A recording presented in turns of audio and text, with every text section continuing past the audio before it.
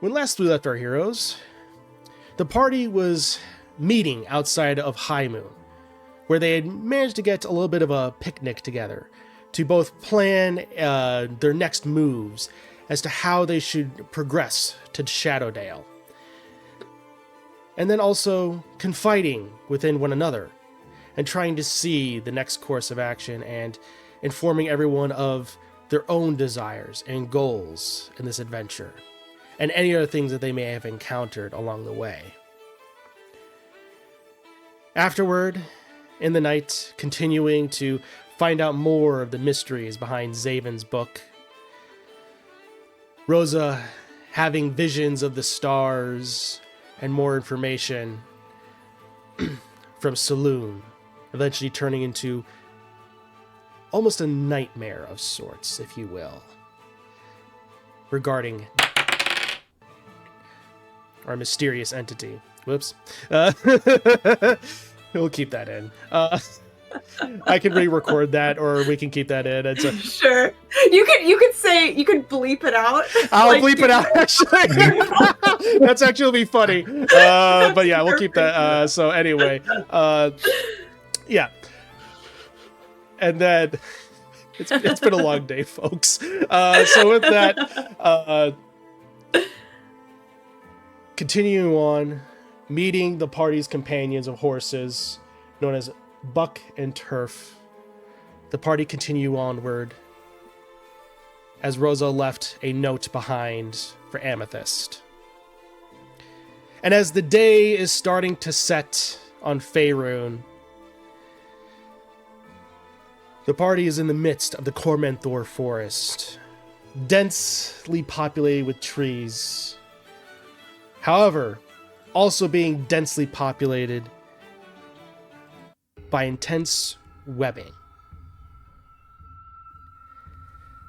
And as creeping inward and inward, further and further, the webbing just becomes more and more constant and ever present. So, who is currently steering the cart, and what do you all do? I'm steering the cart. Okay. I'm sitting right next to her, though.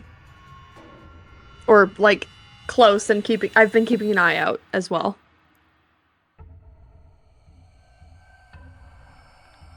I've been walking alongside the car because, I don't want to hire Buck and Turf out because of my big size. I'm a hefty dude.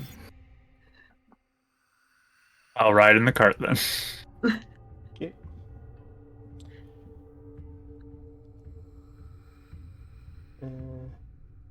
Okay, perfect. So as you are in your various stations, keeping looks out, go ahead and make perception checks for me.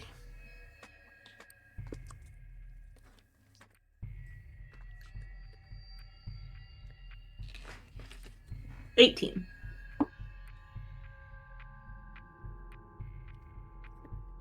18? 7.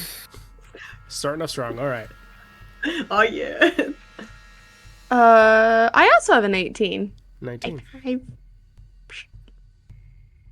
Come back to me. I'm whistling my own tune as I'm trying to remember passwords of sorts. Okay, fair enough. I can look up your character sheet if you want to, Mike. So yeah, I'll get it eventually. It's So sometimes someone just in yes the world, I guess. So for those wondering, Mike is currently traveling, so that's why different scenario, all that fun stuff. So yeah, different audio, but that's 0 to perception.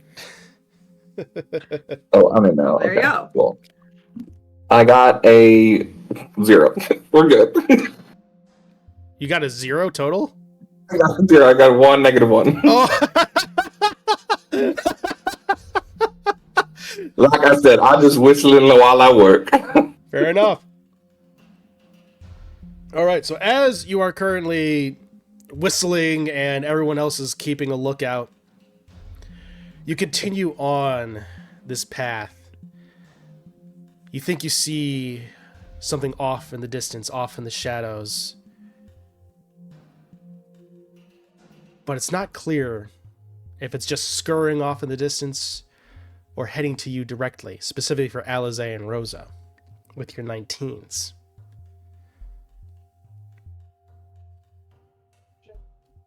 Rosa just lets out a little.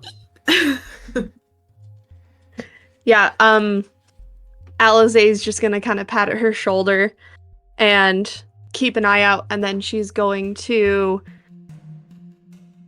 keep watching in all the kind of, like, watch, but then she's gonna just lean out back and tell Rezavin to keep his eyes out, and then same with Gideon, and to just keep quiet, but that we're being watched by something.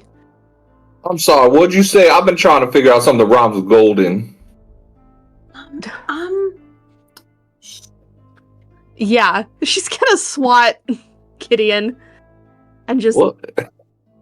What is going on? It seems like there might be, in a whispered voice, so I don't have to sit here and whisper into the microphone. There's something out there. Yeah, there you go. Just click, click, click. There's something out there. We have to keep quiet, but keep your eyes out. Is it dangerous? Most likely.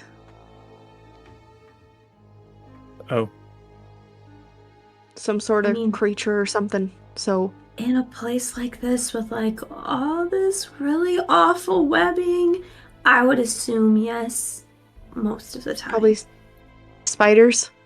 I've seen some really big ones in my time, so... Ugh. Get ready. Yeah, those and wasps. Those, we have to keep your eyes out. I'm scared there's a wasp in my room now that we talked about it. Oh, are you serious? No, and yesterday during stream, there was a wasp in my room and Mark killed it. He was like, stay calm, and just walked away and stream watched me screaming my head off. It was great. That's awesome. I'm still paranoid there's one in here though. Anyway. But keep your eyes out for anything. And be on the ready if we have to fight or escape. I thought about that statement. I'm just confused that you can take your eyes out.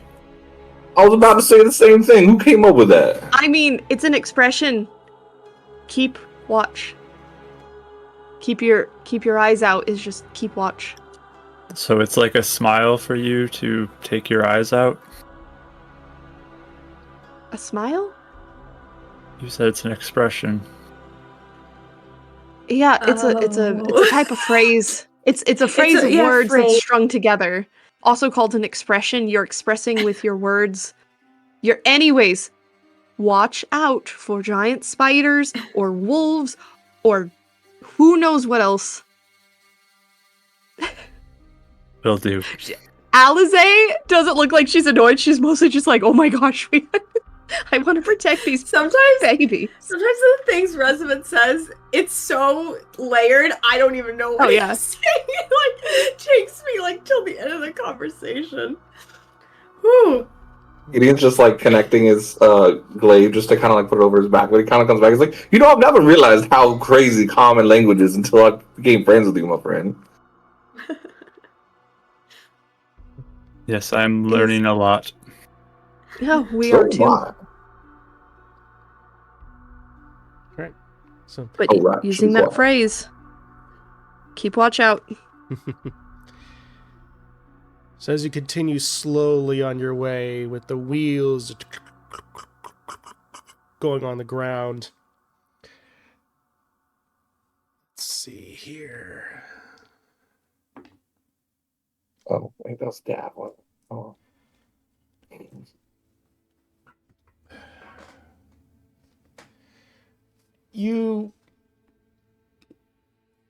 Rezavin, as you are continuing on, everything seems to be normal, and suddenly you see a bit of webbing kind of slurping down and land right in front of you. Look, more web. Disgusting. I just turn around. Does it look like it's, or and look up? I guess both. Like look down, look up to see if there's anything like what's important. around. Yep. As you look down, you see the fresh pile of webbing suddenly starting to solidify, and then you look up, and you just see up above a large creature. A giant spider is up above, and it just starts descending slowly. You just hear a, "You've entered our forest. Leave now." In that moment, two other spiders start to, off in the distance, start to enclose as well. Yes, we are trying to go through. We can go much faster if you'd let us. Let's see. Yeah, the one just continues to descend slowly. Other ones are just off in the distance, fangs raring.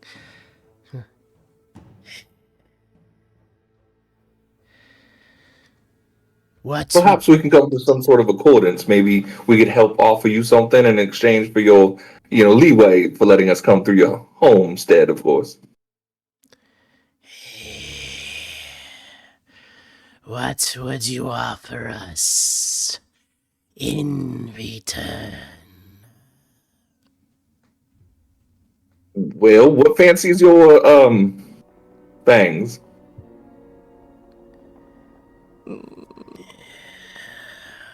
You just hear a slight blink as the thing descends and just lands on the ground with, and then kind of is next to you. What up, man? Gideon LeBlanc. Pleasure to make your acquaintance.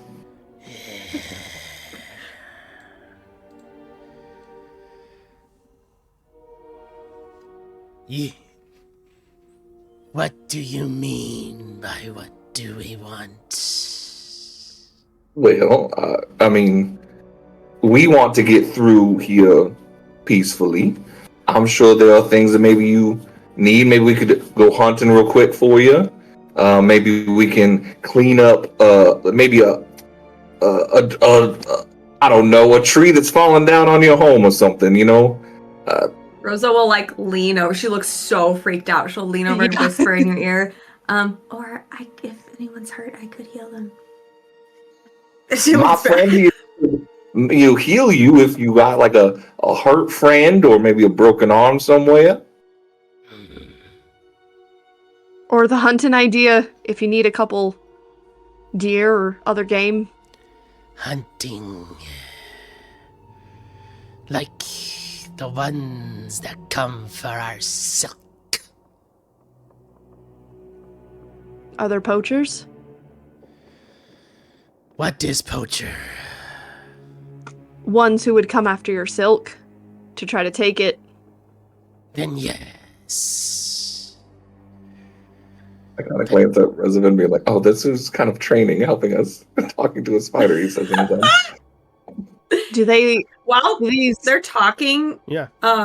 Do I know, do I recognize, like, do I know like, who these, or what kind of creatures these spiders are, or is it weird that they're talking in the first place, or is that kind of common? Yeah, you can go ahead and make a nature check. Okay. Oh, 19. That's fine. 19. Hey! This is these look like normal giant spiders, and the fact that they are able to speak is unusual. This is not normal. So either something's happened to them to alter this state, or either magic of some kind. So, but either way, this is very bizarre. Okay, I'll like lean in again to Gideon and like whisper like, this isn't normal that they're talking. I'm going to ask you that. Yeah, that's not a thing, usually. Maybe I'm so sorry. Again, I said Gideon. Do you have a name? I didn't hear that earlier, my friend. There are those that call me Thick Bark. Thick Bark. That is a wonderful name. I'll be honest. This is my first time speaking to one of your kind. I'm honored. Have you always been able to speak this way? There are tales that those from many moons, as you two walkers would put it. Those of us that could not.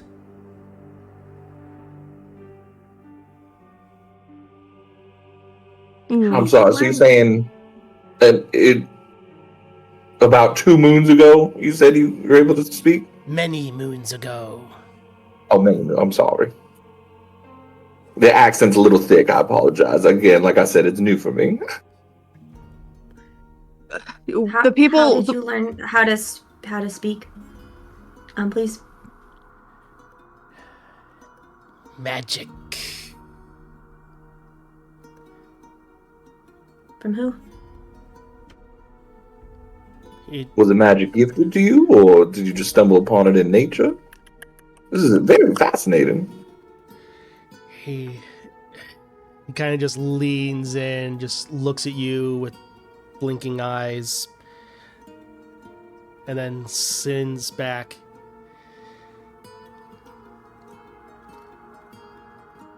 There are those that say, within the forest, strange buildings once belonging to the elves.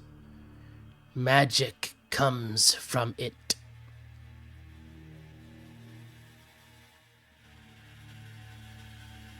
Fascinating. So, buildings within this forest, yes? Deep within. Like ruins or something? Like they're no one's there anymore?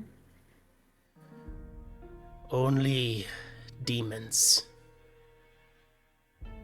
Demons. How long have they been there? Long time.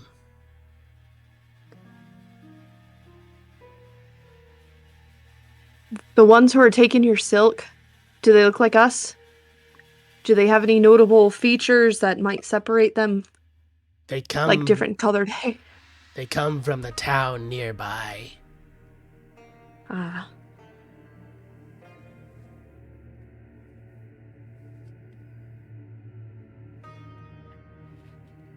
Well, I'm sorry that they do that to you instead of offering up some sort of trade, maybe for your silk. I think that'd be a better way to do it if they were able to offer you something that would be more in kind, that would make you happy. But if they are stealing it, I mean, if you let us pass, maybe we can go abide and make sure to try and get them to stop.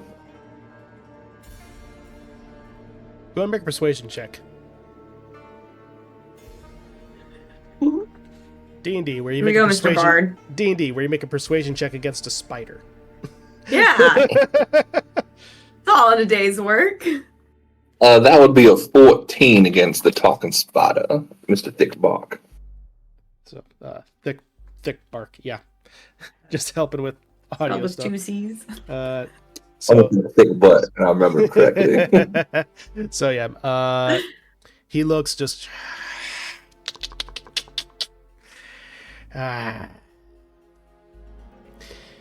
That is interesting. Possible, even. But because of that town, he kind of turns and kind of almost gestures with his whole body toward a more northern direction, kind of the direction you guys were going, but a little bit off the beaten path. Woman of Lake attacks us because of those poachers.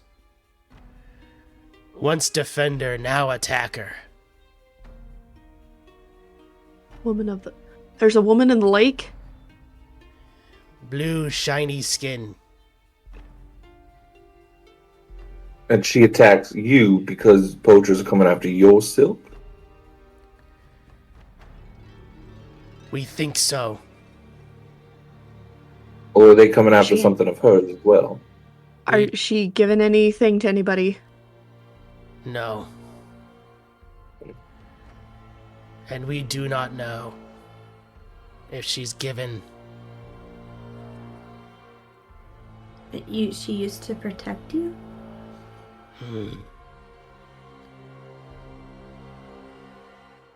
When did she change?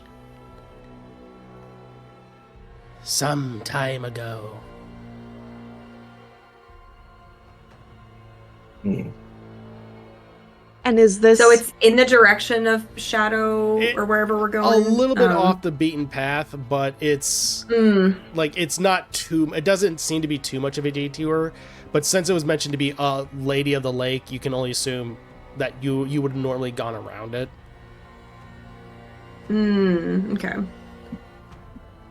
When you've noticed that there was those demons in that abandoned town, did that correlate with her switching and not helping you anymore? No, demons much, much longer. That city deep in the forest. Much far away from here. We've fought other demons in the town we just came from, so if we see any, we'll help you clear them out.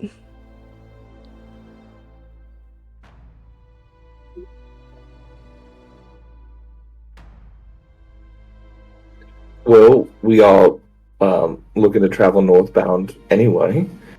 If it's nothing too dangerous, we'd be more than happy to go over and give a gander, maybe persuade her to help out us, maybe see if there's some sickness she's fallen under. Go ahead and make a persuasion check. Go!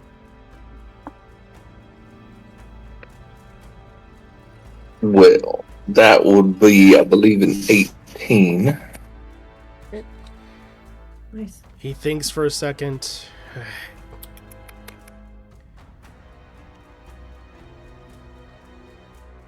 Okay. Well, then it is agreed. I appreciate the ability to work this out peacefully.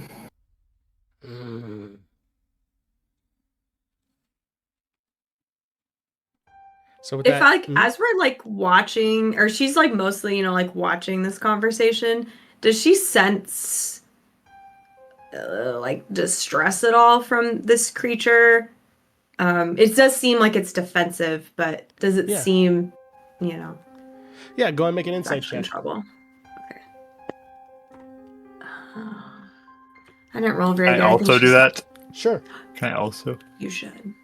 And I wanted to insight the other two and see if they're seeming to understand like this one does, or if they're kind of just there. Does that make sense? There's always like a certain amount of intelligence. Yeah, sure. Go ahead. I got a 15 on my insight. 15? I got an 8 probably because this whole situation freaks me out. Fair enough. I got a 17. 17. All right. So for Revenant and Rosa, like as you mentioned, this is a weird situation. So it's tunnel vision almost. Revenant, you're trying to read its body language and its monotone voice almost, and it is obviously coming from an area of being defensive, so it seems to be willing at the very least to make this pact to let you go through, kind of like if you scratch my back, I'll scratch yours situation, not necessarily allies. So there's an element of like a little bit of desperation, as best as you can possibly tell from reading the body language of a spider. Yep. And then Alize, you got an 18, you said? Mm-hmm. For you... 17. Okay. With that, for you, you gather that those creatures are definitely understanding what's going on. Okay. All right.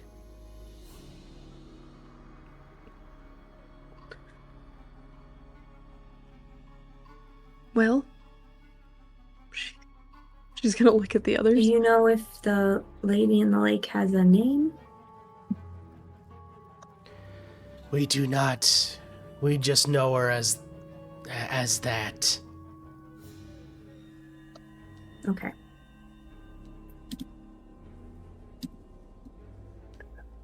Oh, I really do have to ask. In some cultures, when you make a deal, you complete it with a handshake.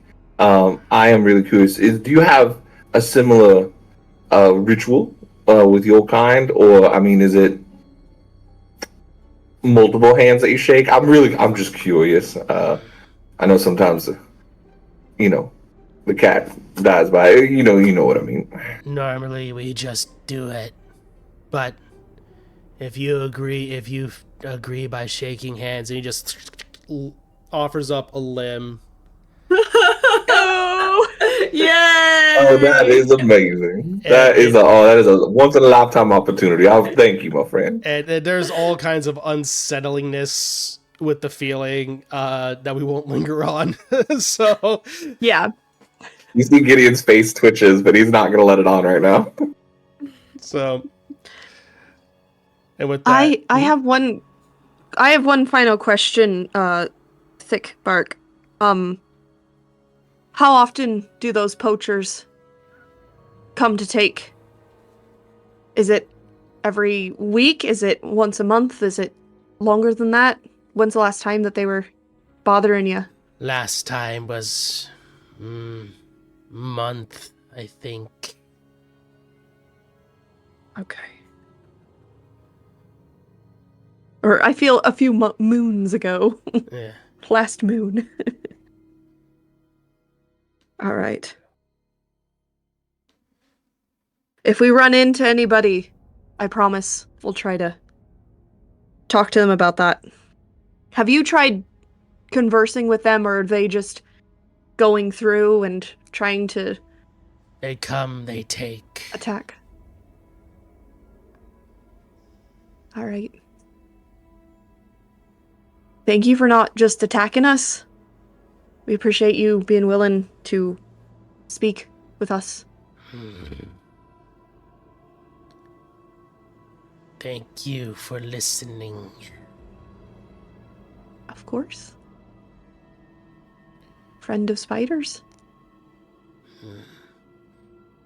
Rosa blinks like, oh, that was a nice thing to say. Like, he has like the realization. That you shall be named. Friend of spiders. Oh. And you're friend of Gideon and of Rezavan and of Rosa and Alize. We don't have a shorter name. You don't have to remember our names. Friend of Gara. Yeah. Acronym. That's I great. like Good job. It's not right, but it's close. He did his best. Like, Yep. I'm impressed. Yeah. It's pretty good. So, exactly. So, If I don't know how far y'all patrol or anything, I don't know if your diet includes any sheep or anything, but from the direction we were coming from, really don't go after any animals. Some demons were infecting some livestock, so don't do anything in the south. It might hurt you.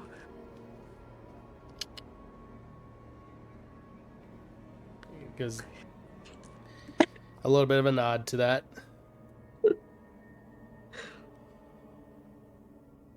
Okay. Wait, so unless So are we going to the lake? So as the conversations begin to fade, Thickbark steps back and gives a series of clicks and almost whistles sounding. and the two other ones then part away, and you see them almost strumming a specific signal through the various webbing. And you see it go to various courses of actions. Hmm. Is there any way to pick up on like any of the musical strum patterns or like anything like that? Oh, interesting. Tell you what, That's cool. I'll say for that, since you're trying to observe patterns, I'll say this will just be a raw intelligence check as you're trying to pick up what's going on. I was gonna ask to do that too because I have the Alize has a veal on her. Sure. Even if I got proficiency with it at all, it's still really bad. So. And this I would is say you normally do for- have proficiency since you are musically inclined. So You said this is If that's insight? the case, 10. intelligence. Intelligence. Oh, base intelligence. Oh, Yeah. okay. Yeah, not much better. This is a 12. Actually, I take that back. I'm sorry. I'm an 8. You're at 8. Even Okay. worse. So It balances out. Never mind. It takes away the negative I had. So either way, for both, it's hard to tell the exact pattern just because webbing is so different in texture from something that you would use for a string. So it doesn't vibrate the same way, even with the drumming of patterns. So Okay. So then, as you continue on heading toward the lake, you know exactly where to be going, and making sure with Alize, is forest one of your favorite terrain, or did you do the other? That's actually a good question. Let me look. Or did you do the Deft Explorer? I'm Deft Explorer. Okay, Yeah. so you have expertise on stuff then. Okay. Mm-hmm. All right, just making sure. So with that, I'll say as you're heading the direction of the lake, going off the road, I'll say at this point, I'll going to need to make survival checks to see if you're able to track.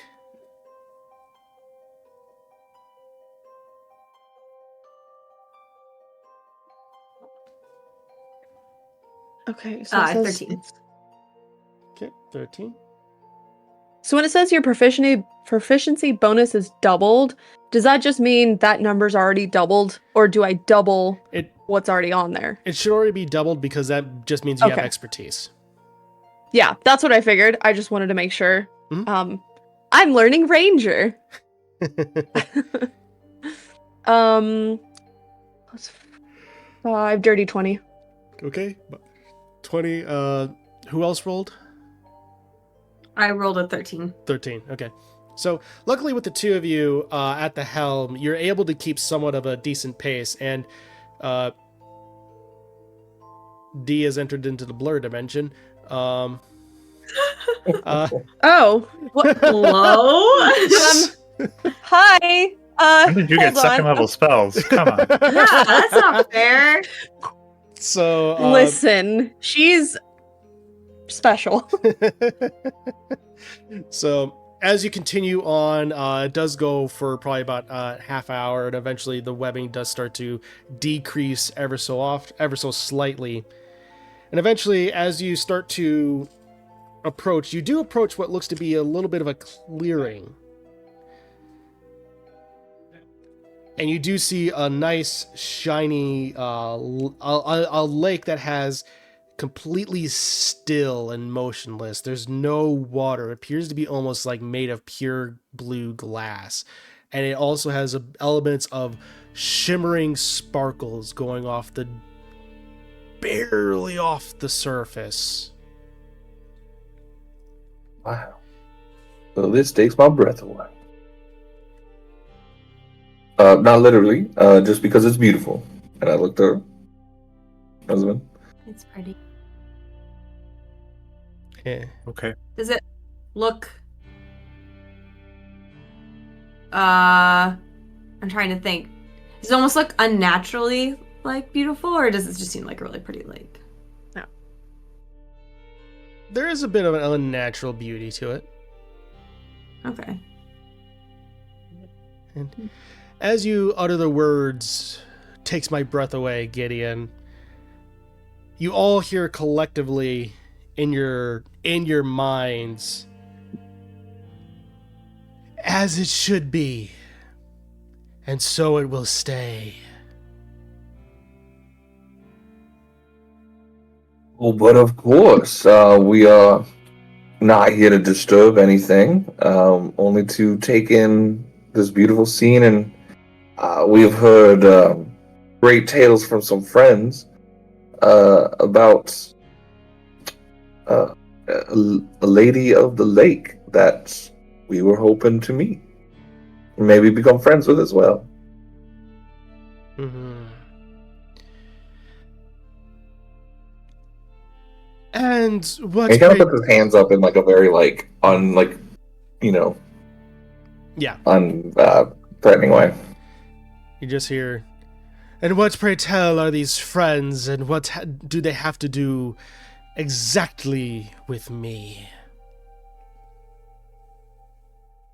Well, first of all, my name is Gideon LeBlanc. It's a pleasure to make your acquaintance. These are my friends here. We are traveling through the north. We had the pleasure of meeting a few of the spider folk. I'm not sure if you've met one, Thick Bark.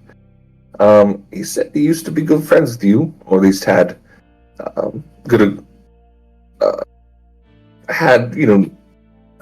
what's the word? Neutral agreements prior. But it seemed that things maybe have gone south, and we just offered up in return for safe passage. We'd come and maybe negotiate, mediate anything if there's any problem here. We also heard there might be some issues with poachers, and want to make sure you're okay with not having any issues with any poachers yourself.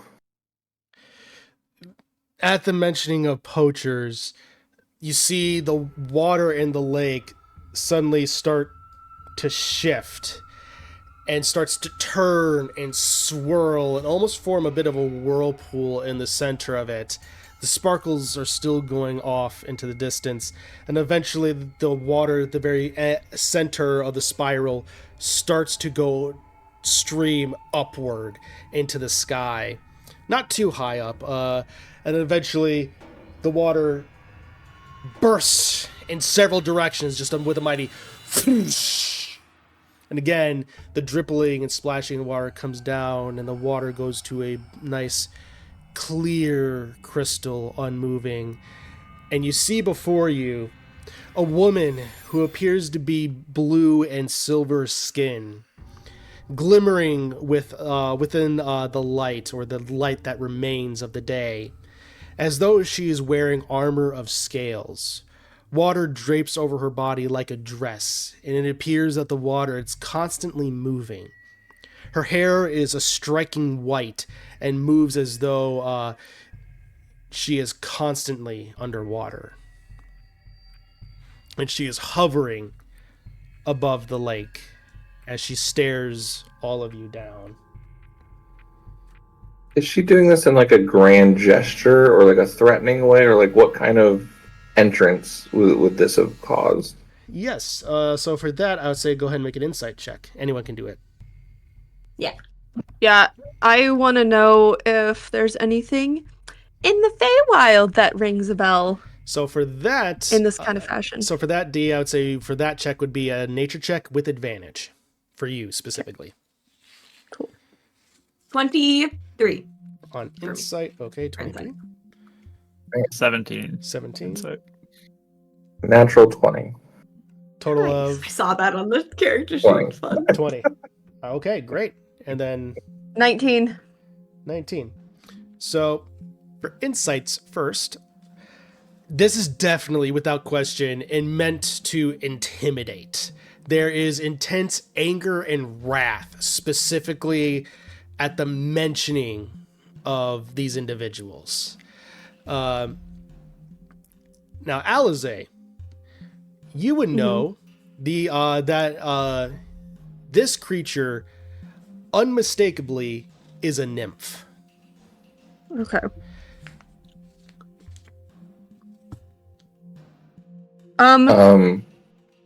Have I encountered nymphs on this side? They are before? they are not as common on the material plane, but they do exist.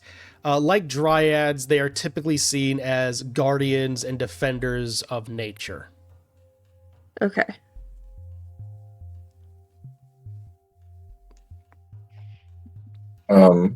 And again, at any time, if anyone wants to do anything, I don't mean to be the only one speaking or anything. So if anyone wants to take the place of Gideon, feel free. But Gideon's gonna, in a way, kind of drape his robe over down his shoulder and arms, but has his arms in like an Opus Dei way of like very open and gesturing. But he's actually gonna kneel on one knee in front of her, as in like a sign of, again, just unthreatening and almost respect.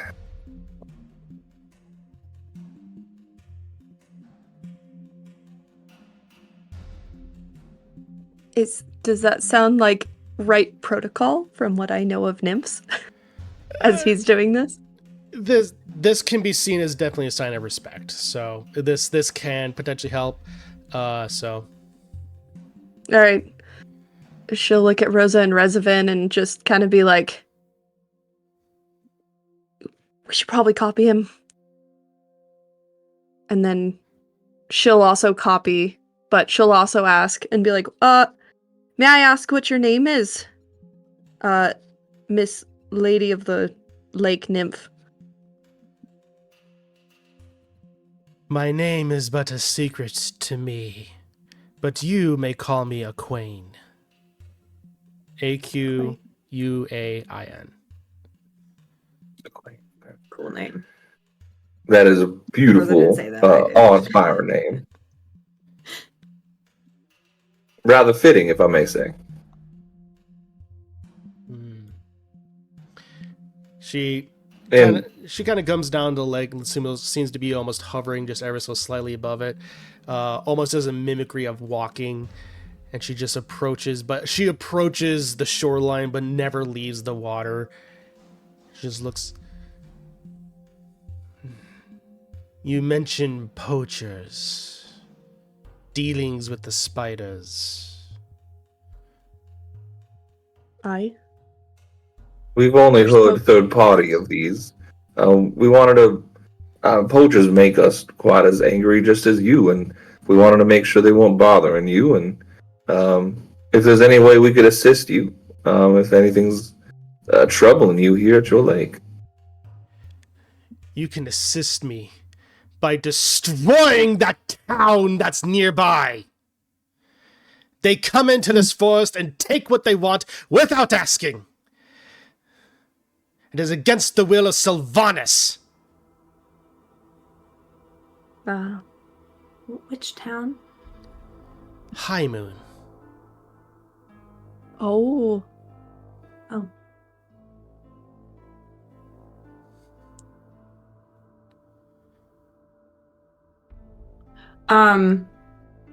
When we were around, did we hear about many people like going into the forest, or like did it seem like there were hunters or anything? Or it's definitely an adventurer's town. So there might have been things on message boards asking about spider silk and things like that, but you would definitely know just from the thing, spider silk is also just a very sought after material. Mm-hmm.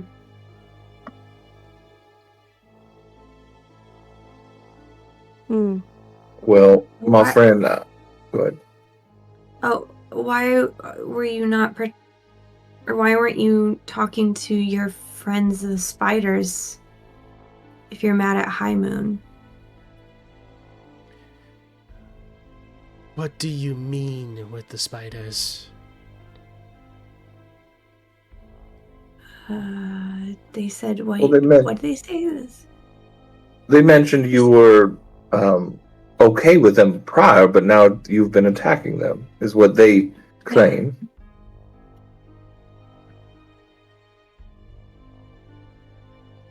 She pauses for a moment.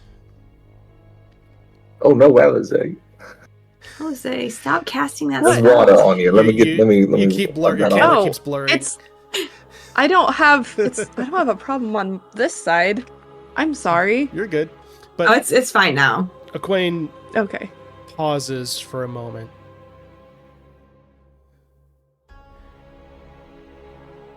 No. My attacks are going to High Moon. They do not extend to the spiders. You're lying to me. That's I would exactly have no what the reason to spider lie. said. And that exactly it's what they said, and we'd have no reason to lie. Maybe there's a misunderstanding here, and that's why we're here to get to the bottom of it. Of course, the whole town are not all poachers. Poachers are only just a bad sliver of the population. Just as I'm sure you yourself probably have friends of yours that are worse off than you. You are seemingly kind and respectful of this area here. And what I want, Yeah. real quick, Go ahead. is I want to. Do I perceive anything about her, like in her eyes, maybe, or anything like that, that may be demonic looking or something off looking, kind of like the Sure. Go ahead and make an insight check. insight? 14. 14. As far as like, you could definitely see there is within her eyes, not necessarily anything fiendish or demonic that you can necessarily tell exactly. What you can tell is that there's just pure, unadulterated wrath.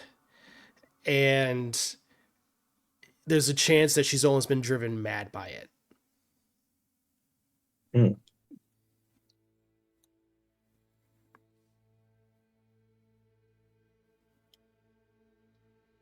Has something happened out of the norm recently to you? She looks over. Why do you ask? Because I want to help if I can.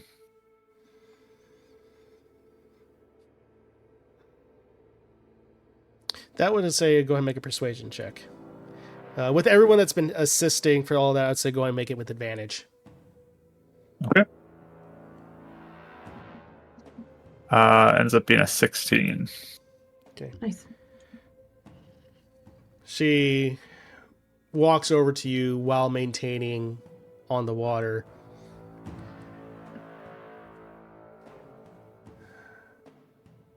Not much.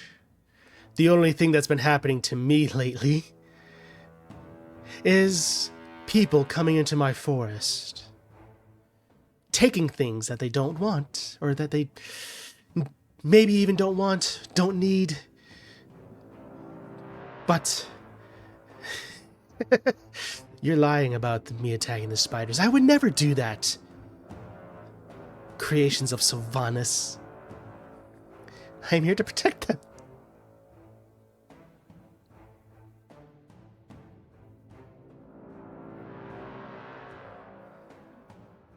How do you protect Other times that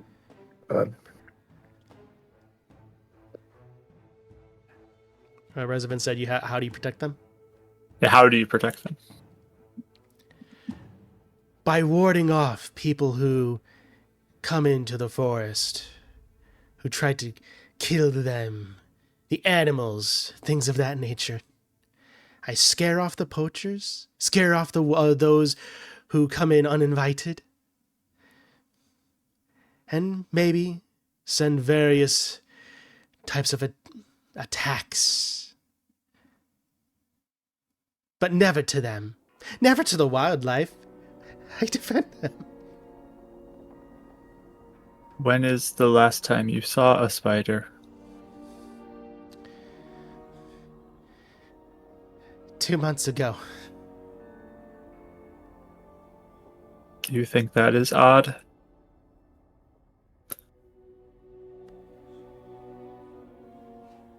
For that, I would say go ahead and make a persuasion check again with advantage. It's so cute. I can't. 18. 18. So good. With that, a frown begins to emerge across her face. Brow furrows. No. No, I defend them. They just don't. They don't come because they're scared or anything along those lines. They're trying to huddle themselves. It's not me. It's never me.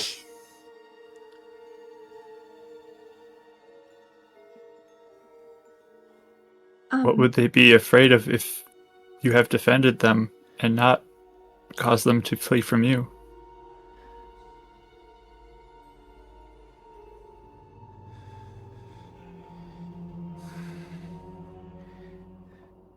No, it's not me. It can't be. I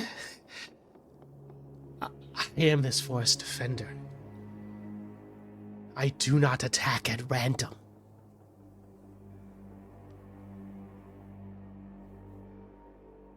Sometimes when our emotions get high, though, we do make mistakes. And what would you know about that? I unfortunately know too much about that. I have made plenty of mistakes in my life. And that's why I look forward with you with open palms and no lies on my tongue.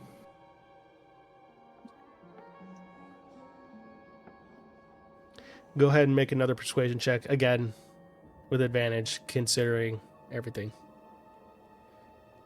How awesome Resident's been. Yeah. I think they both. Yeah, both 13. 13? Okay.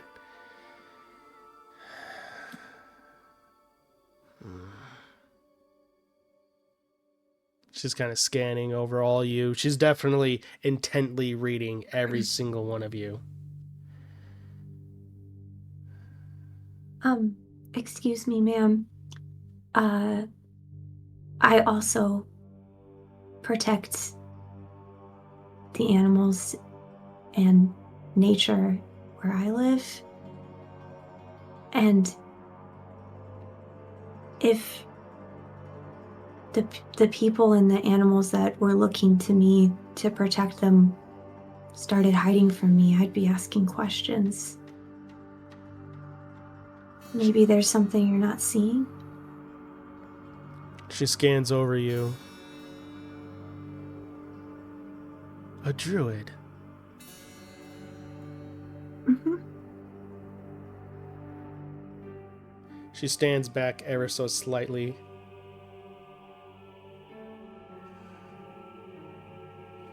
The fury in her eyes and almost the water around her that was once almost like a raging rapid starts to cool down ever so slightly, going to almost like the trickle of a stream.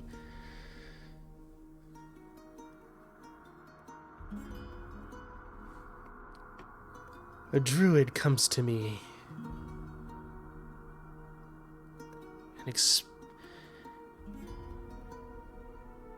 one of Sylvanus's messengers.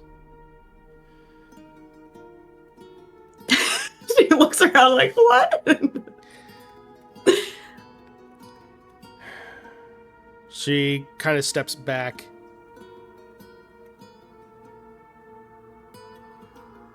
Perhaps my wrath has been too wide and too fast. If what you say is true,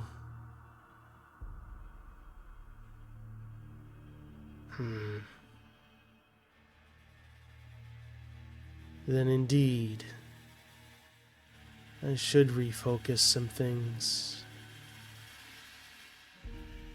They did seem to miss you and your company.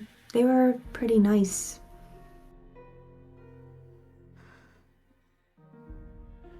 Thickbach is wise and kind.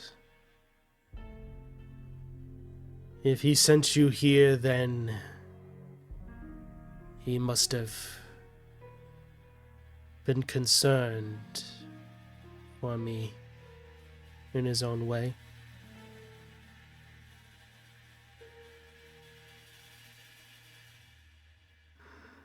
I think so. It seemed.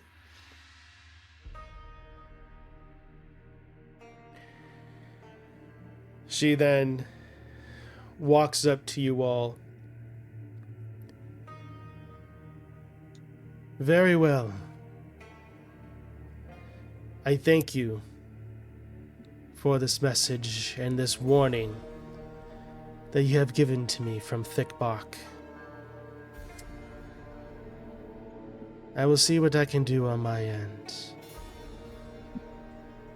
But I make no promises regarding that of High Moon. Well, I would say any sort of person coming from High Moon that steals or degrades your forest, I think that is fair for you to defend yourself. And if we can find any that are not being respectful, we will be more than happy to step in and aid as well. A lot of times with this sort of stuff, it's not the whole village, it's just a few bad people. So, I mean, we're leaving now, but when we come back, we could talk to some of the leaders, see if we can figure out who's doing it. She gives a nod at that. Very well. In this instance, you have my blessing to traverse the remainder of this portion of the forest.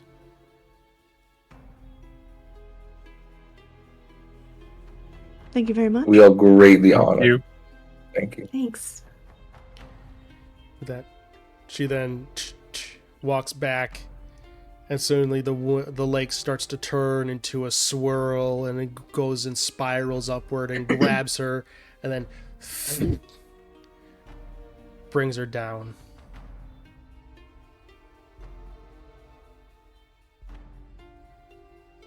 Wow. First time meeting a nymph.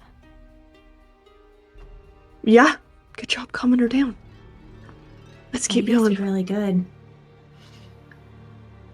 Great job, y'all. Seriously. With Revenant and Fantastic job. Gideon. And you, You guys Reza. had good things to say. Oh, I just said one thing. Hey, your druidness helps. Yeah. They respect that a lot. Interesting. Yeah, I guess so. Alright. Keep getting on our way then.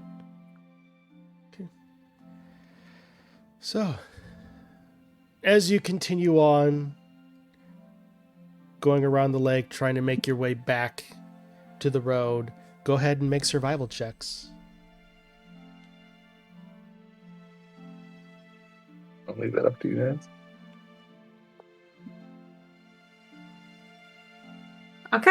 Can I cast guidance with this? Or is it? Yeah.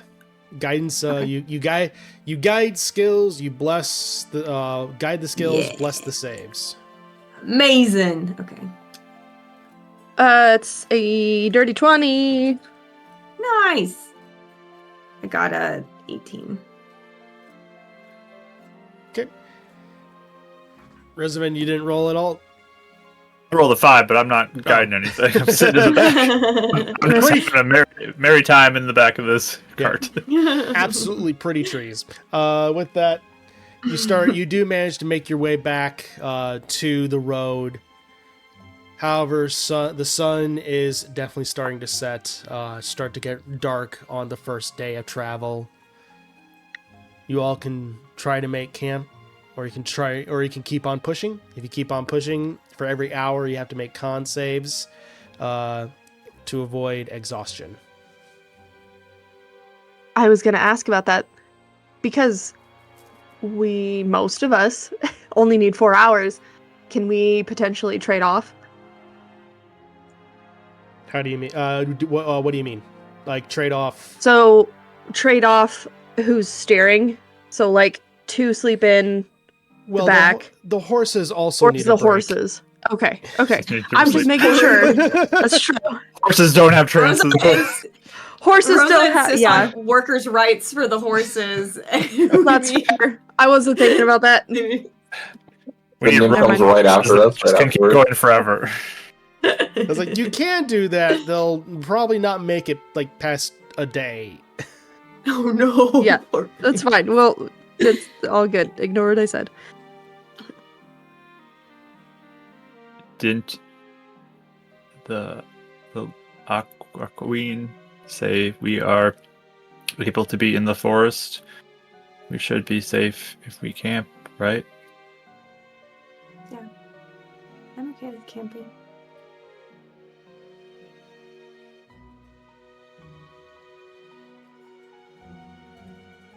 Yeah, I assume we can't, but I don't know why we wouldn't. All right. So, as you all go ahead and camp for the night, with a druid and a ranger on hand, you're able to make up camp fairly easily. It's a nice, dense wood, as you're probably going to be going through the wood at least for, let's see here. You're probably going through the wood at least maybe through another day, day and a half before hitting the plains. So as you go to rest for the night, what's going to be the order of watch?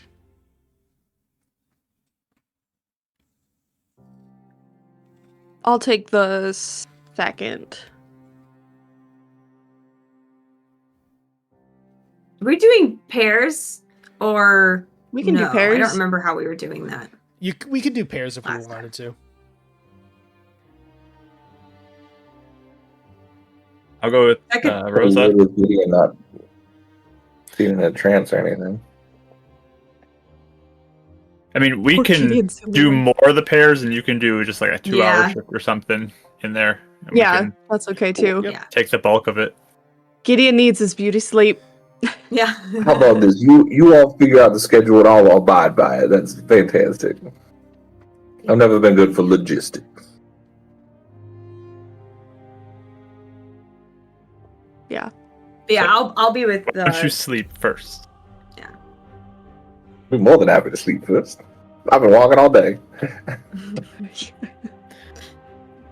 You sleep. We can wake you up at the end. A really good job today, everyone. For real. The fact that we were able to do that without any violence, that's something special you don't find in most groups. So I really appreciate it. Do most people get violent? It did feel a little tense. Oh, there's plenty of people who's... I mean, I'm not gonna lie, I was really close to pulling out a bow or a sword or something when those spiders came down on us. I mean, the spiders forget that they normally don't talk here. Yeah, Yeah. that's not like a normal thing in the first place. So normally they would just attack. They wouldn't talk or like warn you or anything. That's why you need a druid in your group or someone like me that can speak with animals, you know? Yeah. It is handy.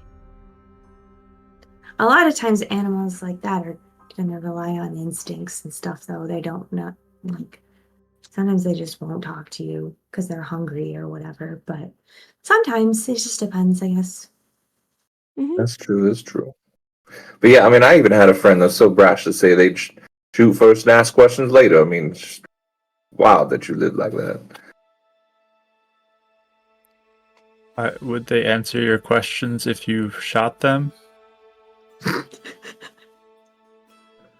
Exactly. It's another phrase.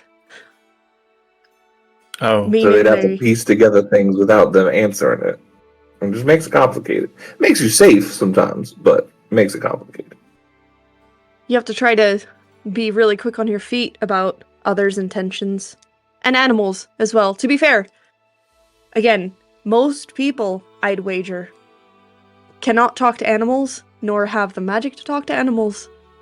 And so it's one of those, I see something big and scary coming after me, and it looks poised to strike. The other two did. The other's two spiders. I mean, everybody was tense, right? So sometimes in that situation, you'd be like, oh my goodness, we have to try to fight. So then you'd strike first, and then you'd be like, oh wait, why are they here? Or not. Some people are just oblivious to that.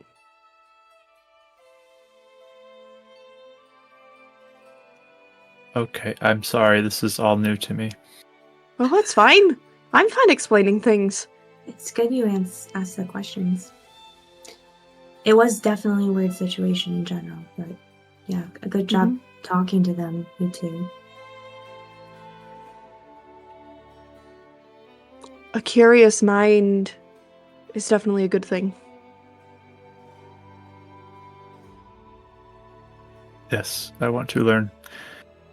If I do something that is dumb, though, you can tell me. Okay. We'll let you know. Same here. Don't worry, my friend. I gotta do plenty of dumb things. I think that's a fair assessment of anyone and everyone at any given time. We'll let you know, though. Okay. I was actually very smart with Lady of the Lake, getting her to self-realize that. Not many people could do that.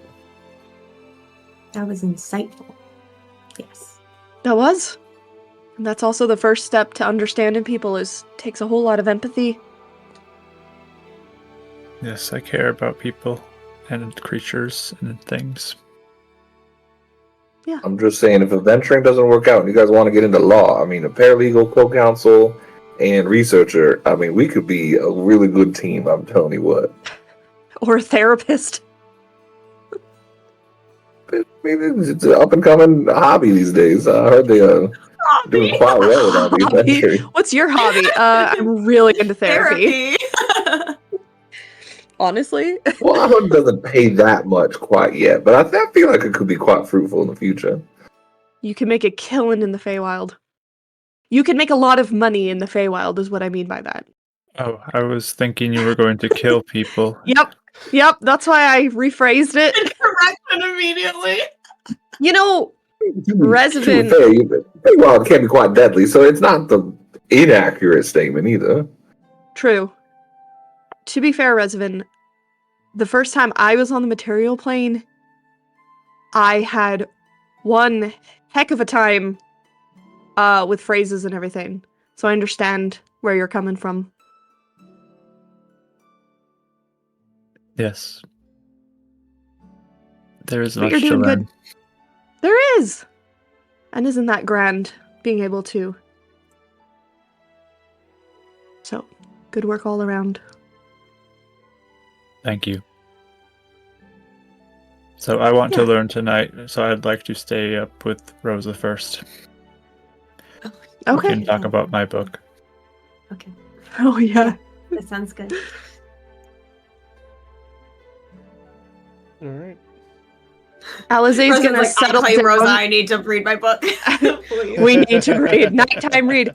Alizé's gonna settle down into like a little like cocoon type like thing with her wings and her feathers, and it just like sleeps on him like a little feather bed.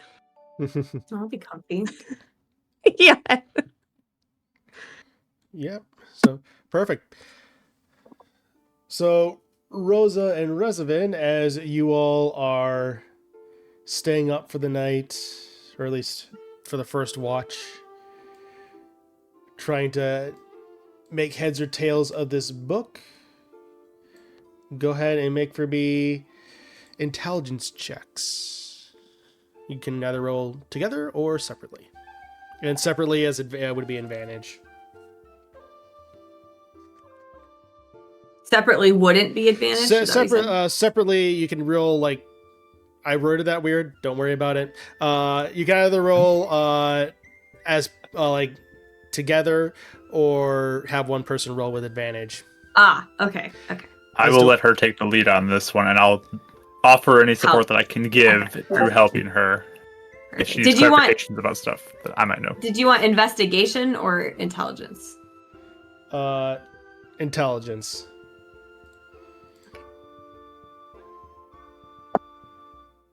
Oh, good thing you gave me advantage. That was a 1. I got a 13 intelligence. Okay.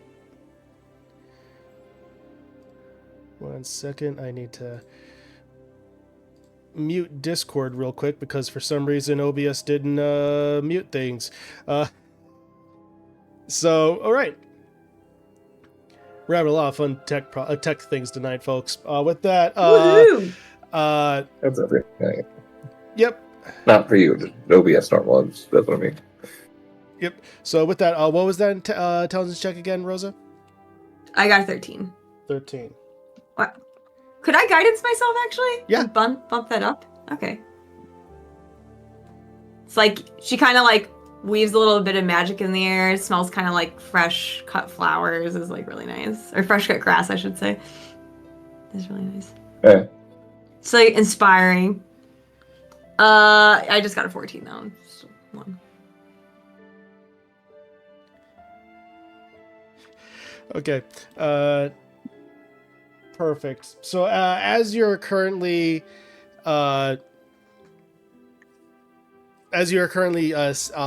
sifting through everything, things are starting to make a bit more sense. Again, you are definitely starting to ascertain that, yes, for sure, this did have different authors to it. Each author seemed to write things in their own style. That element is absolutely almost solidified now. And the exact topics, again, are really hard to piece together, so you're going for the start to the end, and the start is where everything seems to be a bit more normal or traditional, I should say. And it seems to be teachings about Revenants' deity, Nerylus.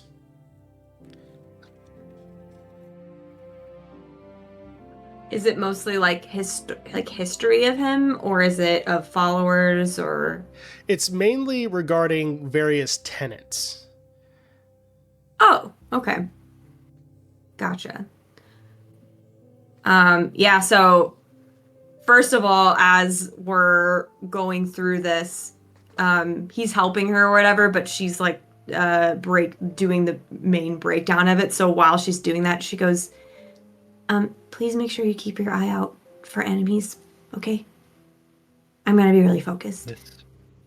I will. Okay. And so then she has like a whole detailed note that she had started the night before. So she's like adding to it and different things. And near the end of her kind of trying to figure it out, she goes, okay. All right. I got a piece. First step of following a deity is knowing what they stand for, right? Yes. Ta-da! Tenets. I'll look at them. Yeah. So basically, the ideas of he is a god of death. So of honoring the life and death cycle. That generally speaking, undead are seen as abominations. However, it is indeed possible to have undead be done in a way that can service him in a respectful way, so to speak.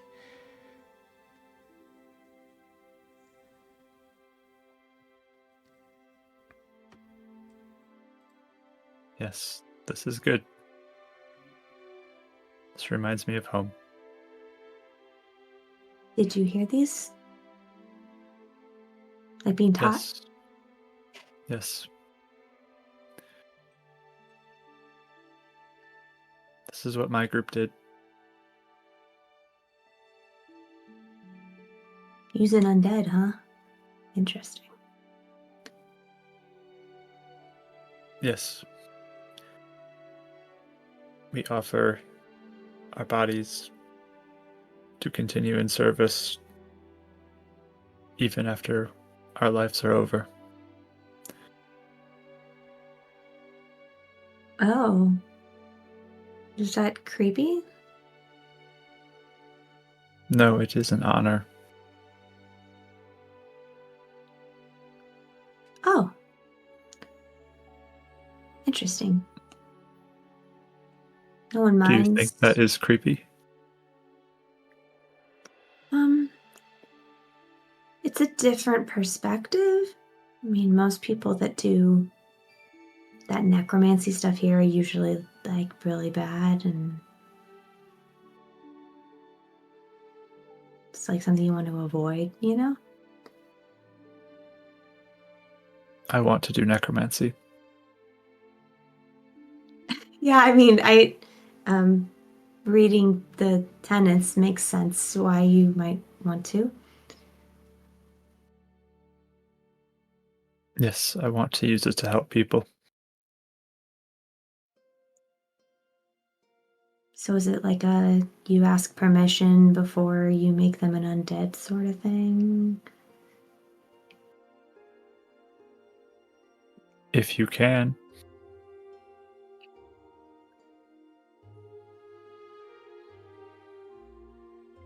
Interesting.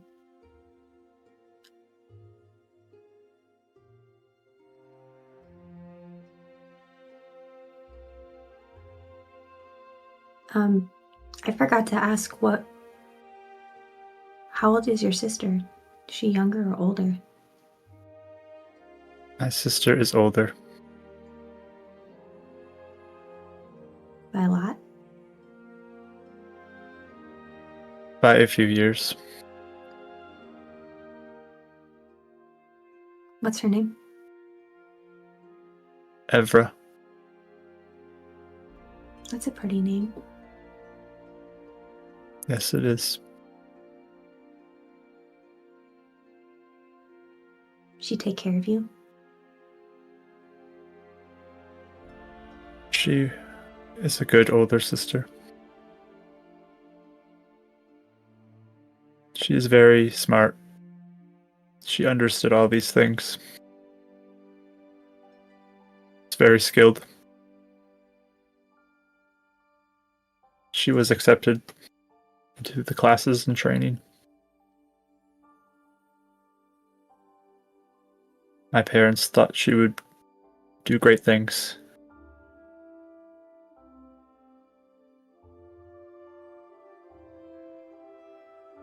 Does that make you feel like she had a better chance of, making it out, escaping?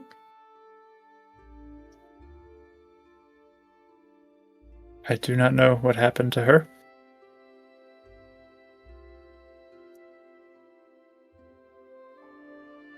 I do hope she still serves our God.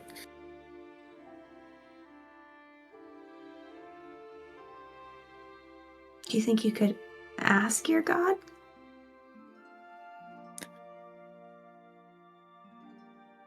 How do you ask a God?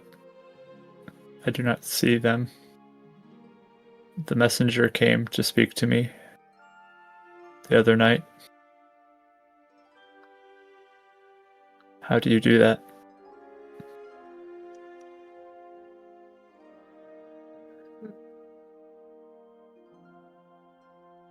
What is your God?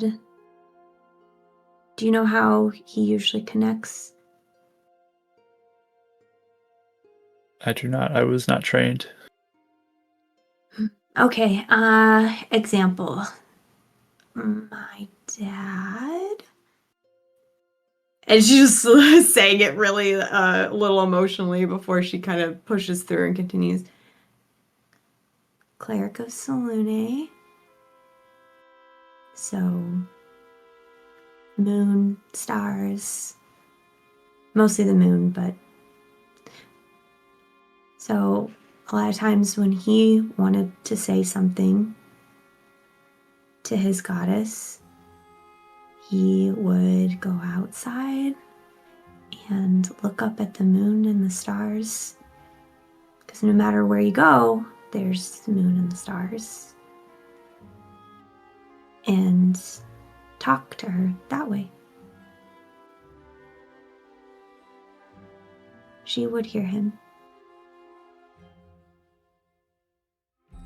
What do I look at?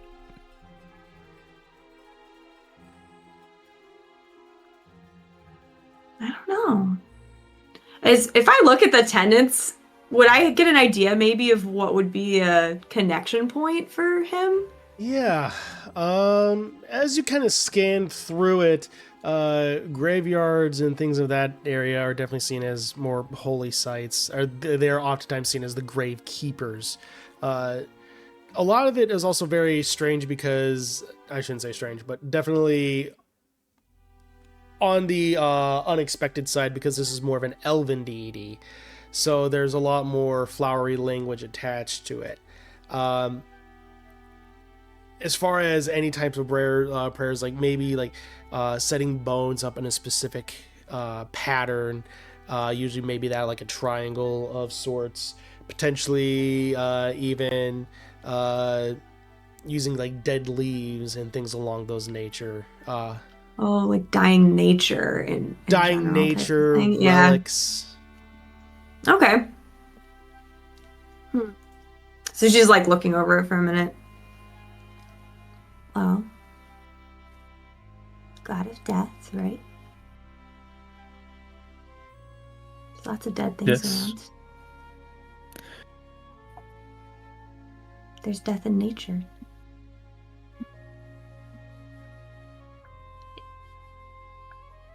So look for dead things. Well, maybe have some, you could do maybe bones or dead sticks, leaves, plants, dried flowers, I don't know.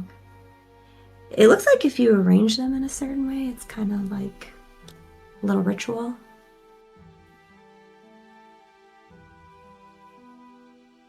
I can try it. Yeah. Doesn't hurt to try. Your father, are you okay with them? You seem very upset whenever you talk about them.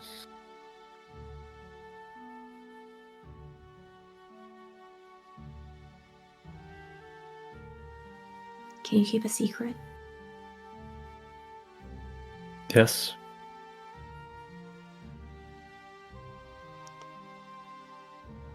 I had a really scary dream last night.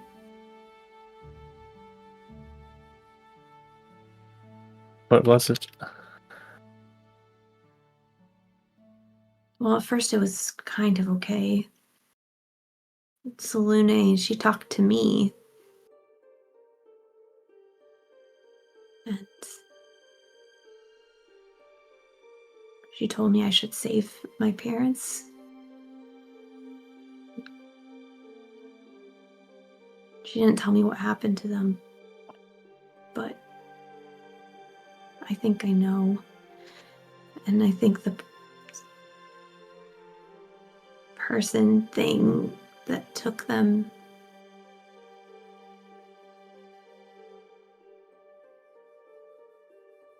I mean, they took them.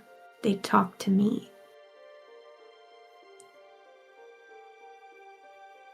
She has probably like her shawl around her and she just kind of like buries herself in it and like kind of shudders.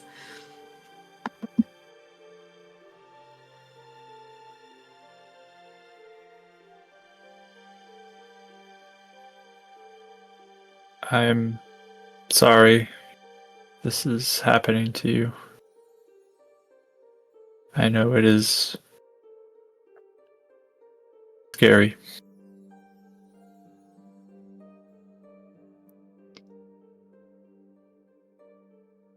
I knew it would happen.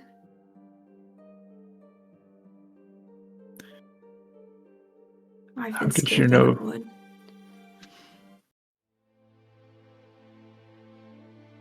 Did you know it would happen? Because my parents really made that person mad for like 100 years or something. It was only a matter of time.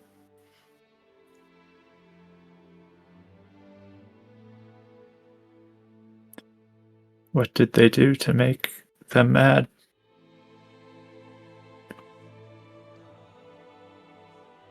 This thing wants a lot of bad stuff to happen in the world. And my parents, they stopped it over and over and over.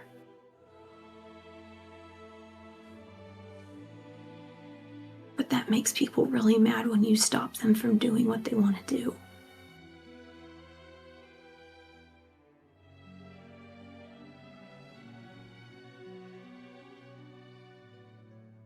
But it is good to stop them, isn't it? If it is bad? Or should you let them keep doing bad things? Well, now they're suffering for it.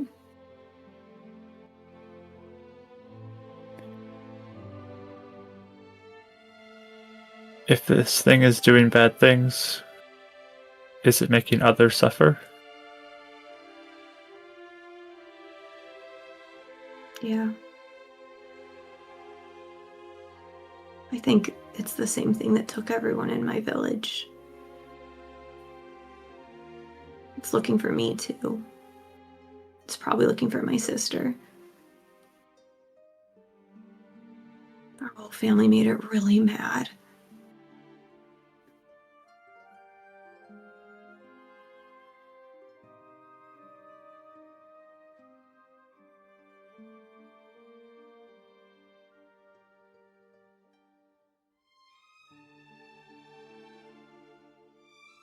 I will protect you.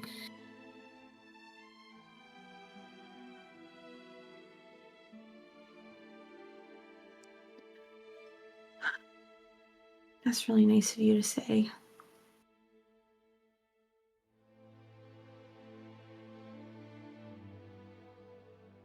They're really powerful, though. My parents are skilled. They took a whole village.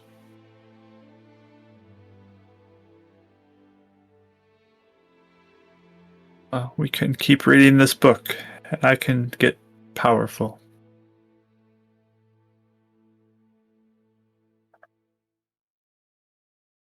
I think you can. You seem really determined. And if your God chose you, like with a messenger and stuff, that's pretty important.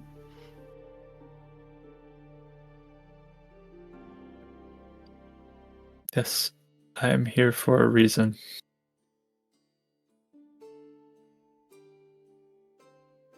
I was sent here for a reason. I think I met you for a reason. And I met the other two for a reason.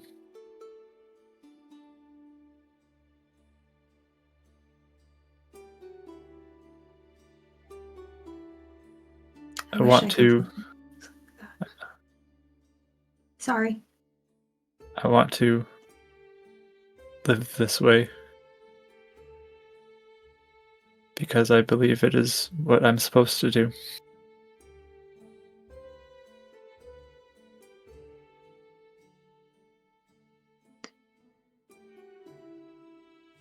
I wish I could look at it like that. This sounds nice.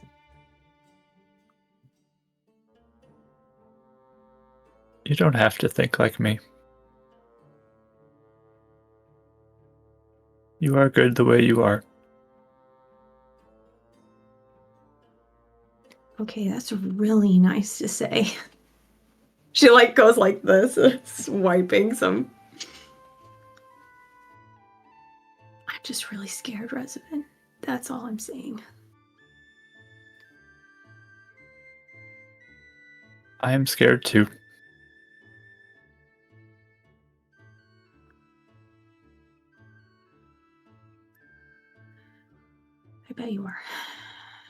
sorry about what happened to you too.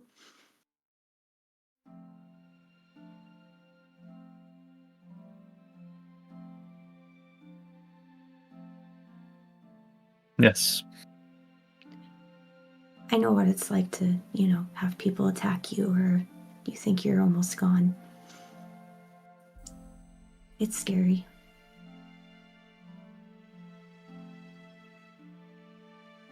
He picks at the chain on his left wrist a little bit. Yes.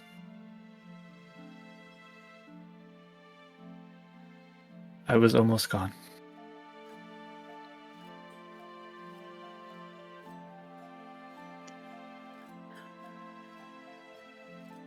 I'm glad you're not. Okay, listen. If you say you're going to protect me, I will help you with this. I point to the book. I'll keep you up. Deal. If you ever need anything, you can talk to me. Okay. You too. Okay. Also, what's your parents' names? I didn't hear it last time. My mom is named Senmi, and my dad is named Oran. Okay. I'll keep my ear out if I hear any names like that. They will have this marking on their forehead as well. Oh. That makes sense. Good. I know what to look for then. Yes.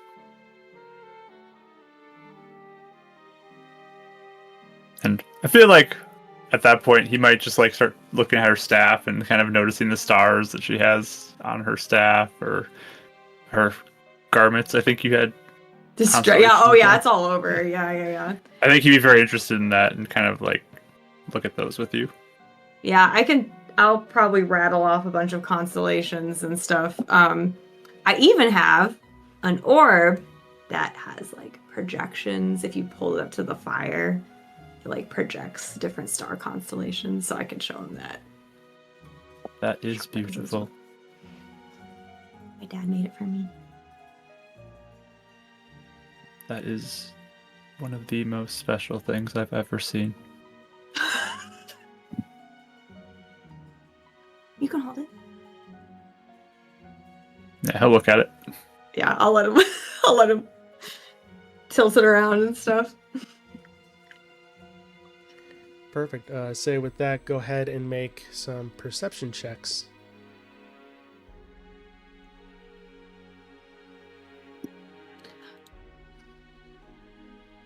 20 total. Oh, nice. 19. 19, 20. All right. So as you're doing that and scanning through the forest of Cormanthor, seeing everything that lies out before you, nothing really seems to be as of note. As you go ahead and exchange shifts, that's where we'll go and take a break for tonight. All right. We'll pick up here with Alizé's part of the watch going into Gideon's and go from there. All right. According to the chart. According to the chart. Yeah. Yeah. So good. Yep. With that, be back here in a few minutes. Stay tuned, everybody. Cool.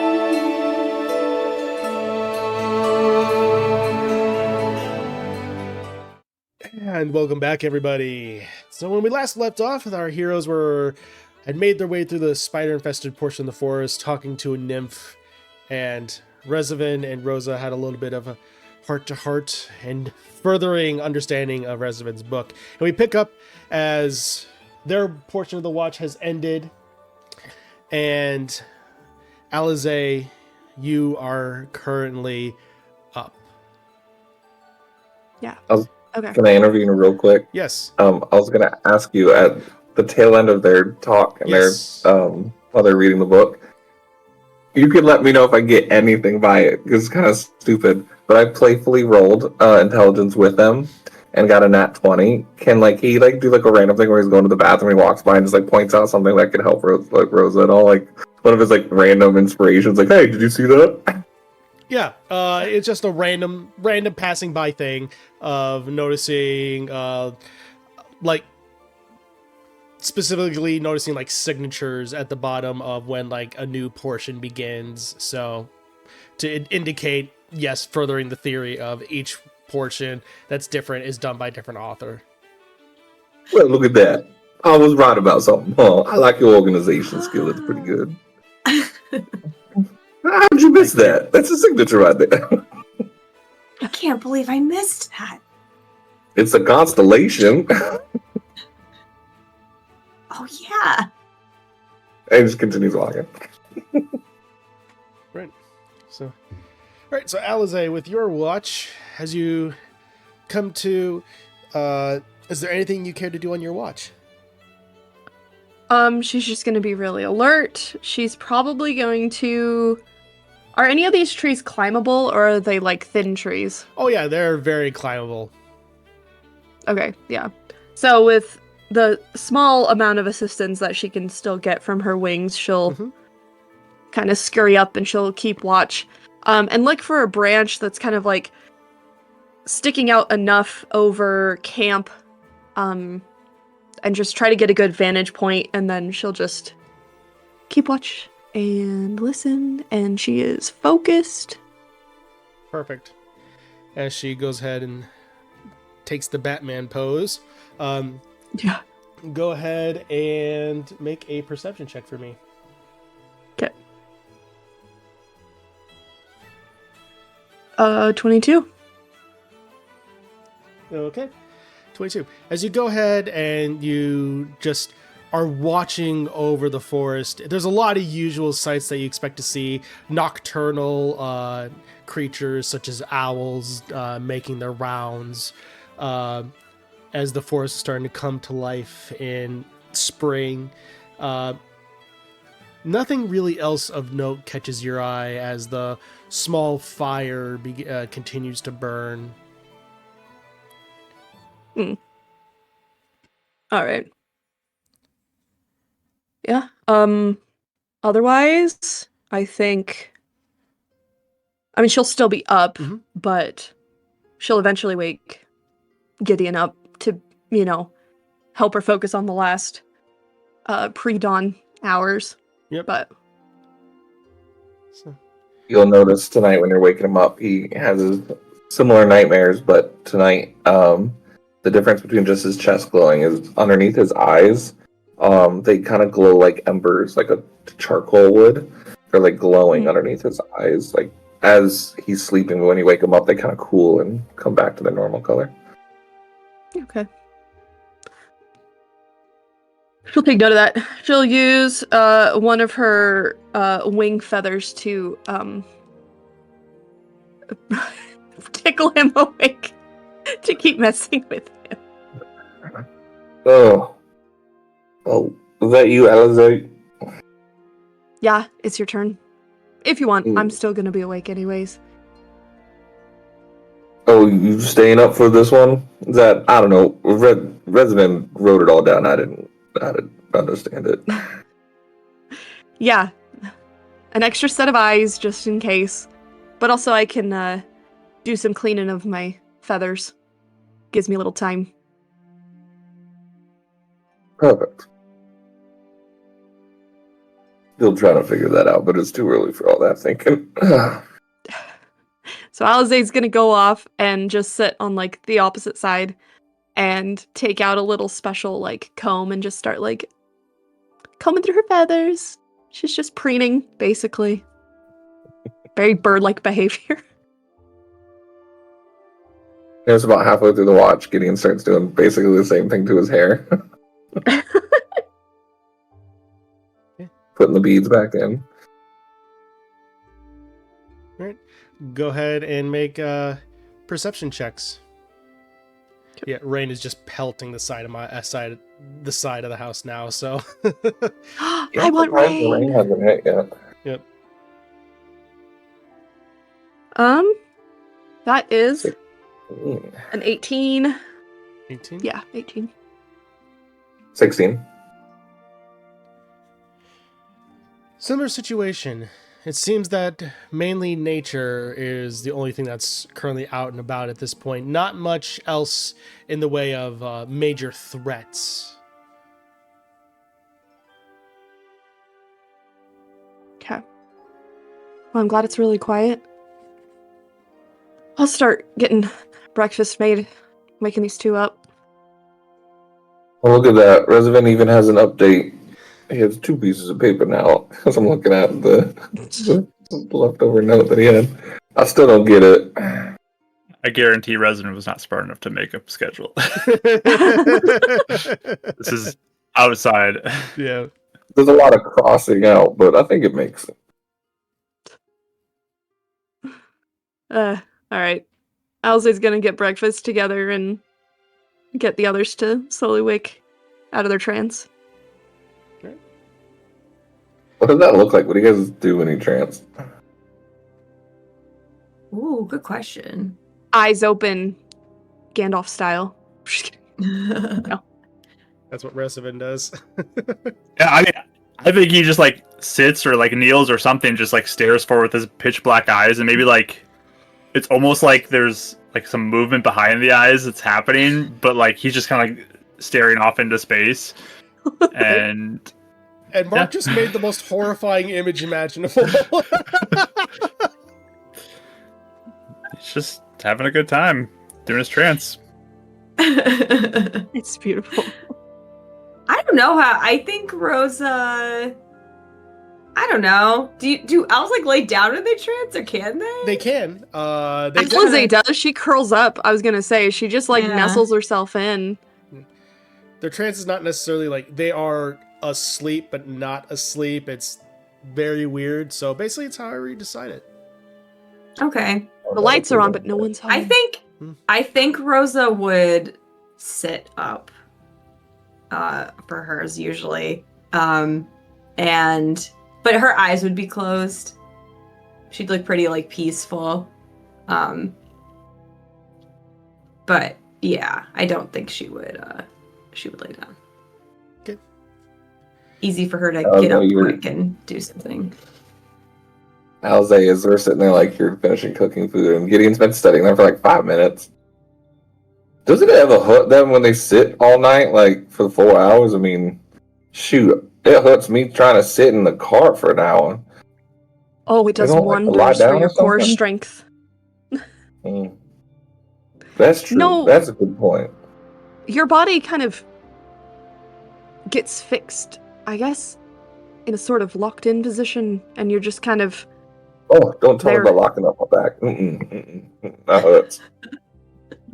You need to go find a log or something and just stretch backwards. I've heard that helps. Crazy. I'll have to maybe try a reincarnation spell or something. See what this trance is all about.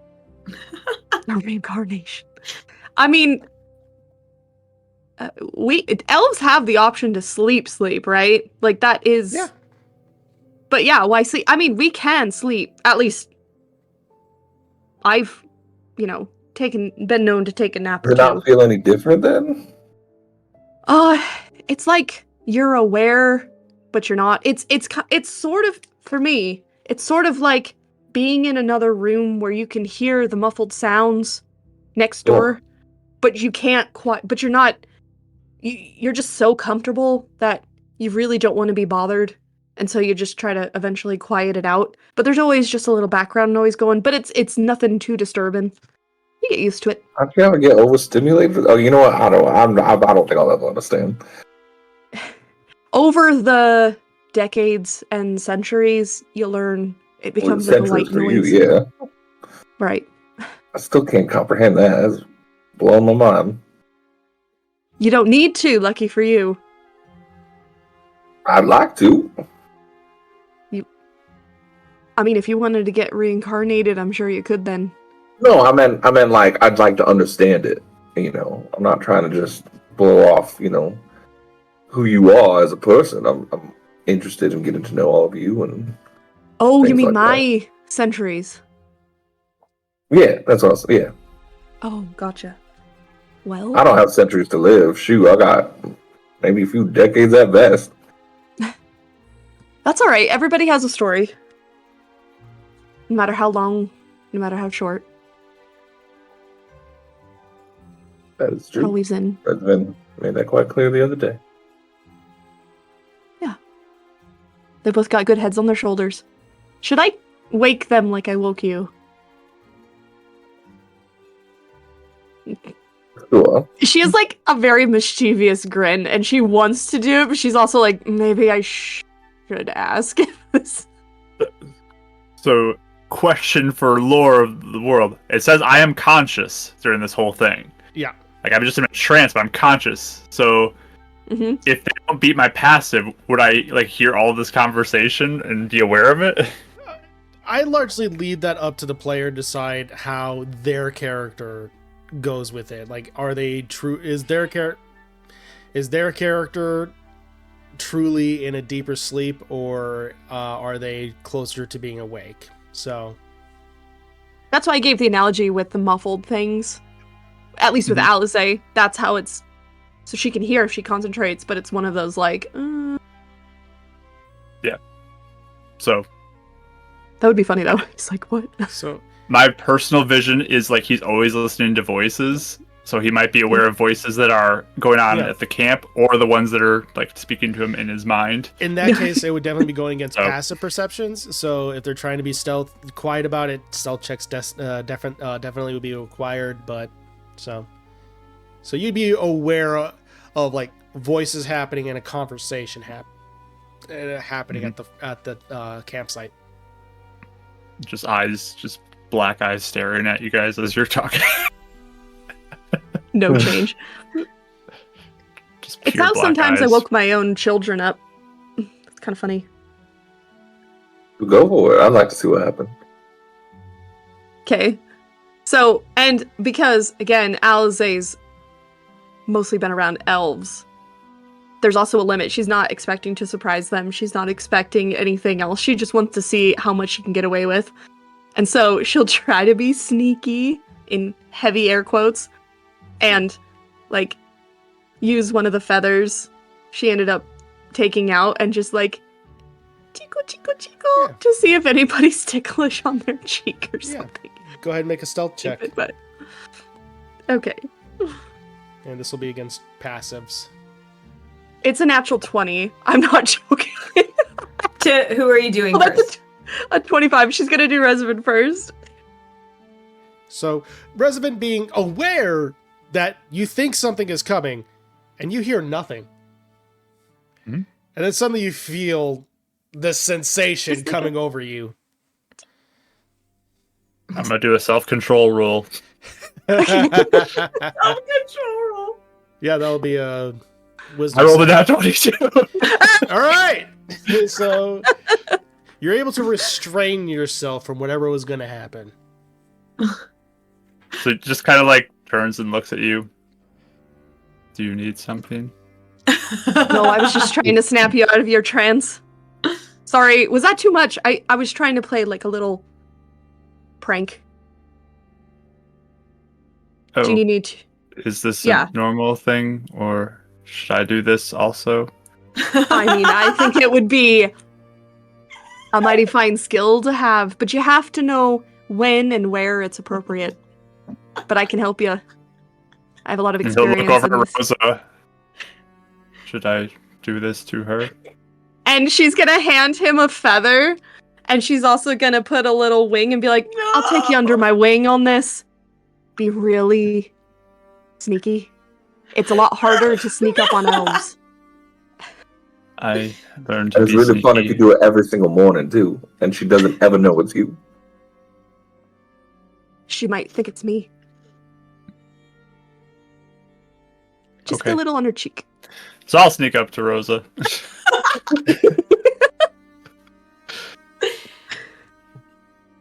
Her staff, the way she sits in her trance is her legs are crossed and she has her staff like laid across her lap and she's holding it. So, just for a visual. Okay.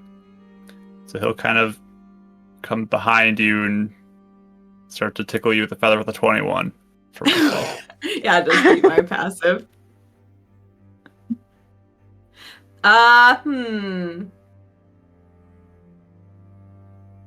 Yeah, I think she'd like bat at his hand, be like, "Fee, stop it." Would you say fee?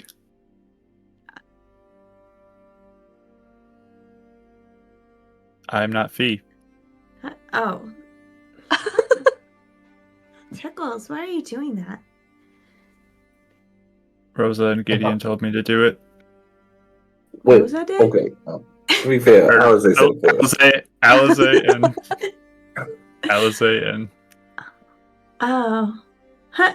Okay. That's interesting. they did it to me too.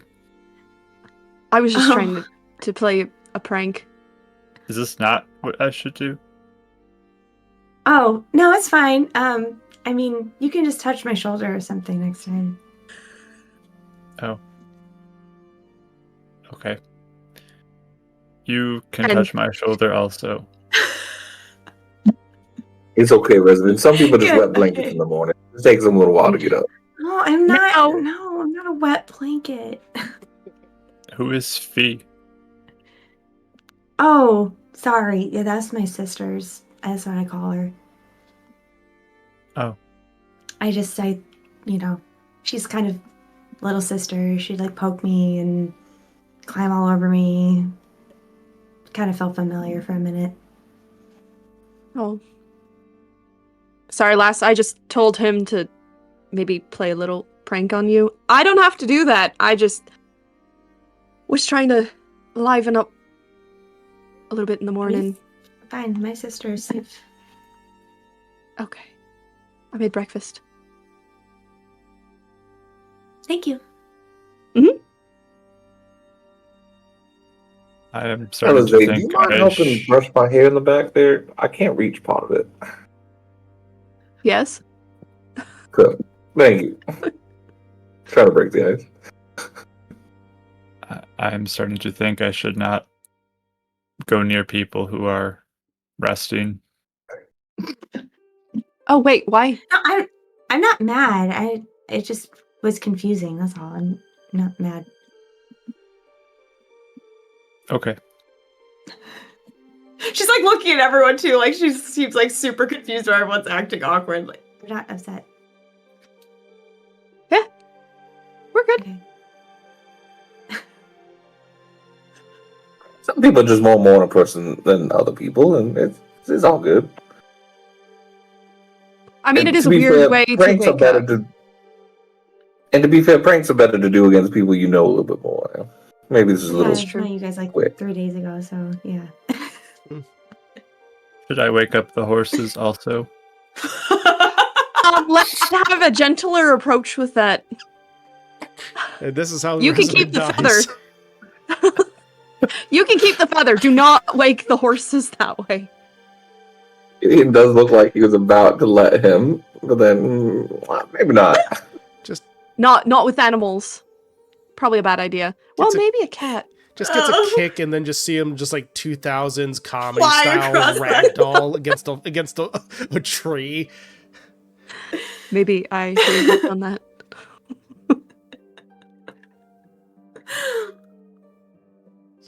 Oh, man. All right. Whew. So as Breathe, you Rachel. so as you get the horses up, everything good to go.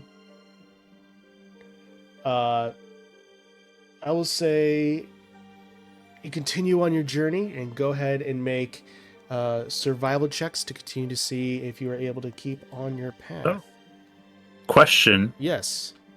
Resvin is going to ask either Alze or Rosa Hmm. if he can drive today. Hmm. Can I drive today? If you want to try, have you done it before? That's what I was No, gonna but I was being told by the voices how to do things. I was seeking out those who knew how to use carts. Oh, that's a thing he does, guys. Oh, Voices? all right. Oh. Well, if the voices, I mean, if the voices like- told you and you feel confident like in it, go for it. Trait of his people. Like Oh, everyone does. all right. apparently. True. Yeah. Yes, I get taught how to do things sometimes. He made like the best potion I've ever seen as a first timer. Like it was insane. Some people just have various gifts. That's amazing. They don't tell you to harm anybody, though, right? Why would they tell me to harm anybody? Fantastic. Nope, just wanted to make sure. Sometimes, sometimes people hear voices that make them convince them to do bad things. So just want to, just check off that. I will listen for those voices also. I think we all should. It's always a good trait. Well, Rosa, if you want to watch and just help guide, Yeah. you can That's also fine. switch off. Yeah, with if you want to try, go for it. Cool. So he'll hop up Yes. there and use his new proficiency with land vehicles. Yay! Oh. Shadow Kai are interesting. All right, with that, we're gonna I go love ahead. So, just over the night, realizing you're on this adventure up to Shadowdale, you suddenly are taught this new skill, and I would say go ahead and yeah, this would definitely be I'd still say go ahead and make a survival check. If you're not proficient in it, you can make it up with proficiency. Yes. I will take that. It's +4 now, so 21. All right, 21. So perfect. As you go and just things go start moving on forward, and you continue to make your way through the rest of the forest of Cormanthor. There's really not much going on currently, but as you continue on, you start to reach about midday. Go ahead and make perception checks for me. I should say, actually about mid-afternoon, I should say. Go ahead and make perception checks for me.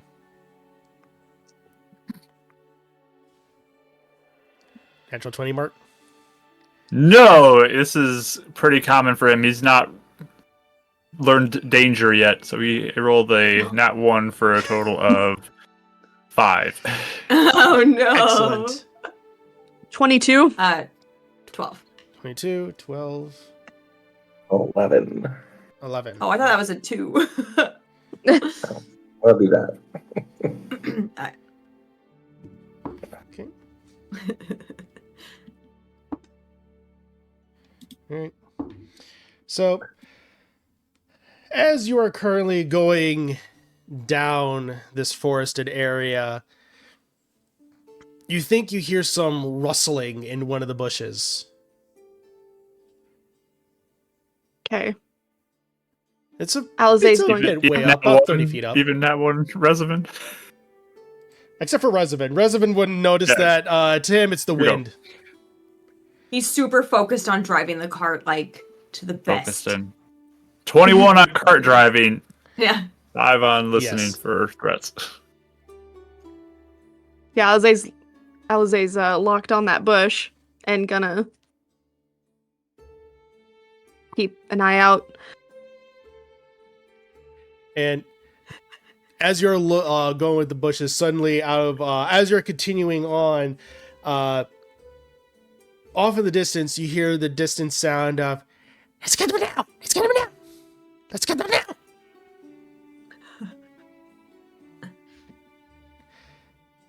Alizé's gonna say, oh, would she do a warning shot? No, she's gonna just say, I wouldn't do that if I were you. You're not very sneaky. There's voices coming over there. It's a potential ambush. Down too? Heads up, there's a potential ambush. And when you say that, you just hear the sounds of, and now out from two bushes, basically going to almost your right, you see what looks to be two goblins with bows drawn, and then one behind that seems to have fists, but also a strange element to him, a strange aura going about him. Then another with a sword drawn as goblins are ambushing you. Everyone go ahead and roll for initiative. Yeah, let's put some stuff. Alizé had pulled out both of her swords, and she's standing up in the cart, and her wings are like trying to intimidate. But at the ready. Oh my, this is about right. Oof, Mikey. Would you? It kind of makes sense for like how he normally acts on his first turn, anyway. It's very funny how I roll so poorly on perception, and once Alizé's like ambush, and like it's just like let's go. 21 on my initiative. I got 22. Nice. Oh wow. 19. Yay. Gideon?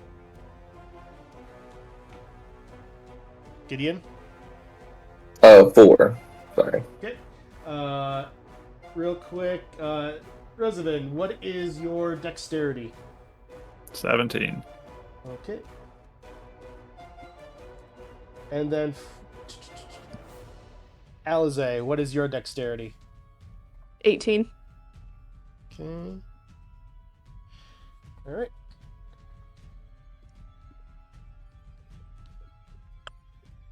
Perfect. All right. With that, everything is coming to blow. Rosa, go ahead and you're up. You can go ahead and put yourselves on the thing. Gideon, I'll go ahead and get you out there unless you can. Yeah, if you can do that for me. Yep. Touch screens and Roll20 don't work well together. Yep. Yeah.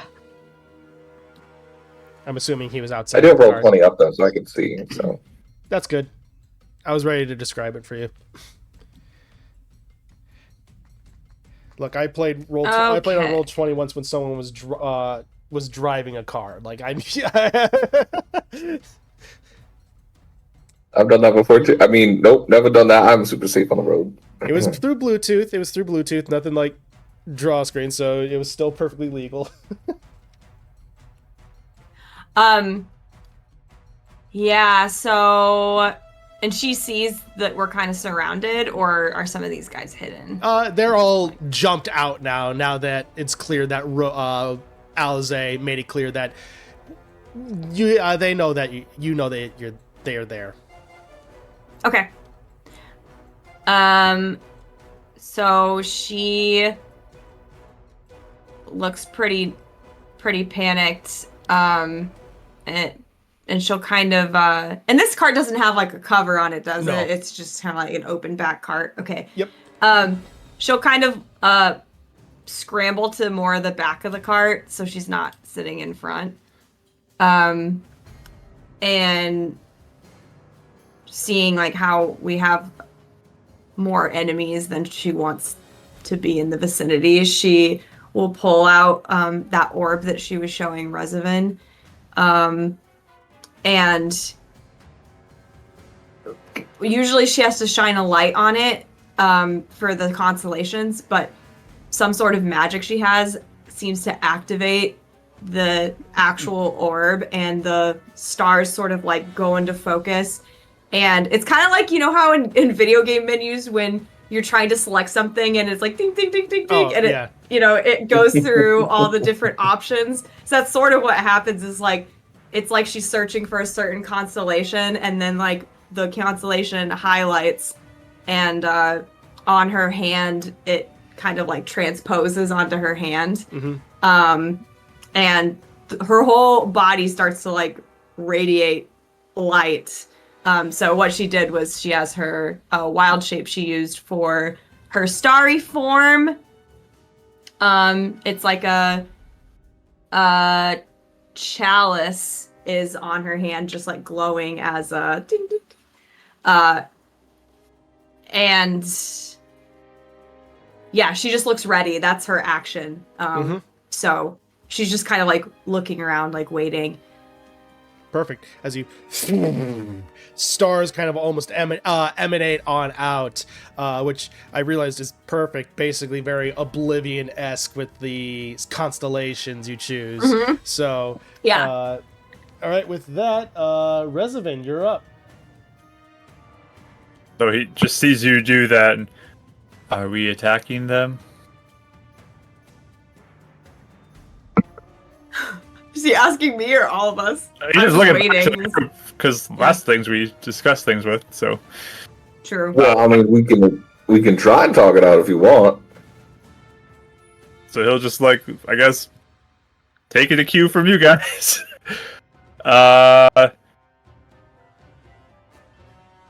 What can we do to help you as well? The one in the back shouts out, "You can be food!" I think that's your answer. So if they do that, I will Blessing of the Raven Queen behind this one in the front here. Just right up in front of the cart, directly behind him. And pull my short sword and go to attack him. Alright, go ahead and make your attack roll. That was a bad roll. That's an 8. That misses as you go, and he has his scimitar, and he just ching, blocks, and then throws it to your dagger to one side. He looks and goes, That is my turn. Alright. First up is one of the goblins. He's going to pull back on his short bow and just look at you, Alize, that called out, and just looks at Ragged Elf. Gonna go ahead and take a shot at you, and that's probably gonna miss with a 7 to hit. Yeah. As it just goes a little bit wide, it seems to almost straight to your wing, but you pull your wing back, and the bit of the arrow goes fluttering right through the feathers, but undamaged. And that'll go ahead and be its turn. You're up. Okay, was that this guy? That was Up here? this one. The Okay. one on the far left. Yeah, sounds good. Alize is just going to smirk, and she's going to say a little incantation in Sylvan and cast Zephyr Strike. And her wings have a bit of magic in them, and suddenly she'll fly low to the ground, but she'll be right in front of this one, and she'll take a swing at... Actually, no. She'll go... No, she's gonna do this one, because the other one's too close to Rosa. Otherwise. So she'll do this one, and she'll take a swing with her sword. Okay.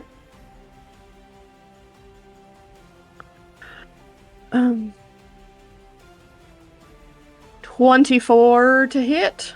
That hits. Okay, and so as I approach, the force damage I'm flavoring as her wings, being all up in front. So that is an extra. So okay, let me total this up, because that's 8 just on impact, plus a d6, plus another 7. So 8 and 7, 15. 15. As you go and just rush on up and just boom, the wings stopping and just causing a mighty gust of wind just to bludgeon into this creature as you plunge your sword right into its neck. Green ichor just starts flooding down. You pull it on out. It is dead.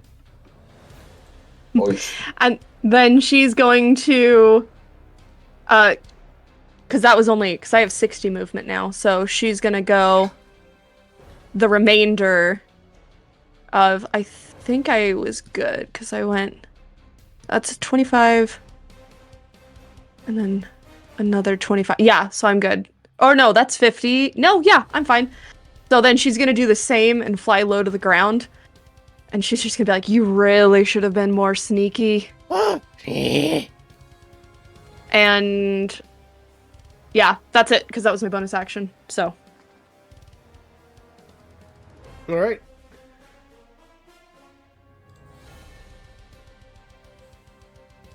This one's going to go ahead and just unlike this goblin is strange. Unlike anything you've seen, there's just this aura going around him as just boom, boom, boom, boom, boom, boom, boom, just barrels on down straight to Gideon and just on his way. He's like, my friend, last warning, I wouldn't do that. All right, he's going to go ahead and do a attack, and that is going to be a 16 to hit. Yeah, that hits. All right. So as he gets punched, you see this strange energy just go out from the fist and into you. So you're going to take 5 bludgeoning damage, and then 6 psychic damage. Ooh. So 11 total? Yep, 11 total. All right. He's then going to go ahead and move here. I'm going to reach up and give a punch at Rosa. And 13 that, HP! and that will be a 21 to hit. Oh boy. We'll see what happens. Okay. 4 bludgeoning damage. Okay. And 6 psychic. I am up still. And just the other one just looks and goes as he looks back to you, Gideon, with this massive grin across his face, almost challenging your words. And then with that, the one that's right in front of Rezavan, it just kind of cracks his neck, just crack, and just goes ahead and gonna go ahead and do some attacks on you, Rez. First attack, that is going to be that's gonna miss with an 11. This is, yep. Then with that, a second attack, that is gonna be a 17 to hit. That hits. All right. That'll be 7 points of slashing damage. Yep. It just goes ahead and just takes it and swing. The first one you managed to block with your dagger, but after you blocked a little bit wide, and the goblin found an opening and slashed on through. And with that, Gideon, you're up. I think Gideon was being a little more patient, trying to give him a chance, and then kind of like rattles, his head's kind of hurting a bit. All right, stakes were made, and then he kind of flicks his like the gauntlet thing to let his robes fall. Mm-hmm. But when he sees Rosa get hit, I think that's when his grip on his glaive goes a little bit more, and the flames will burst out from his eyes, just like when he was dreaming. But instead, it's like burning through his eyelids. That was a mistake, and I will rage for the first time. Yeah. Unfortunately, my iPad just died. I don't know what's wrong with my cord. If someone could roll me d20, please.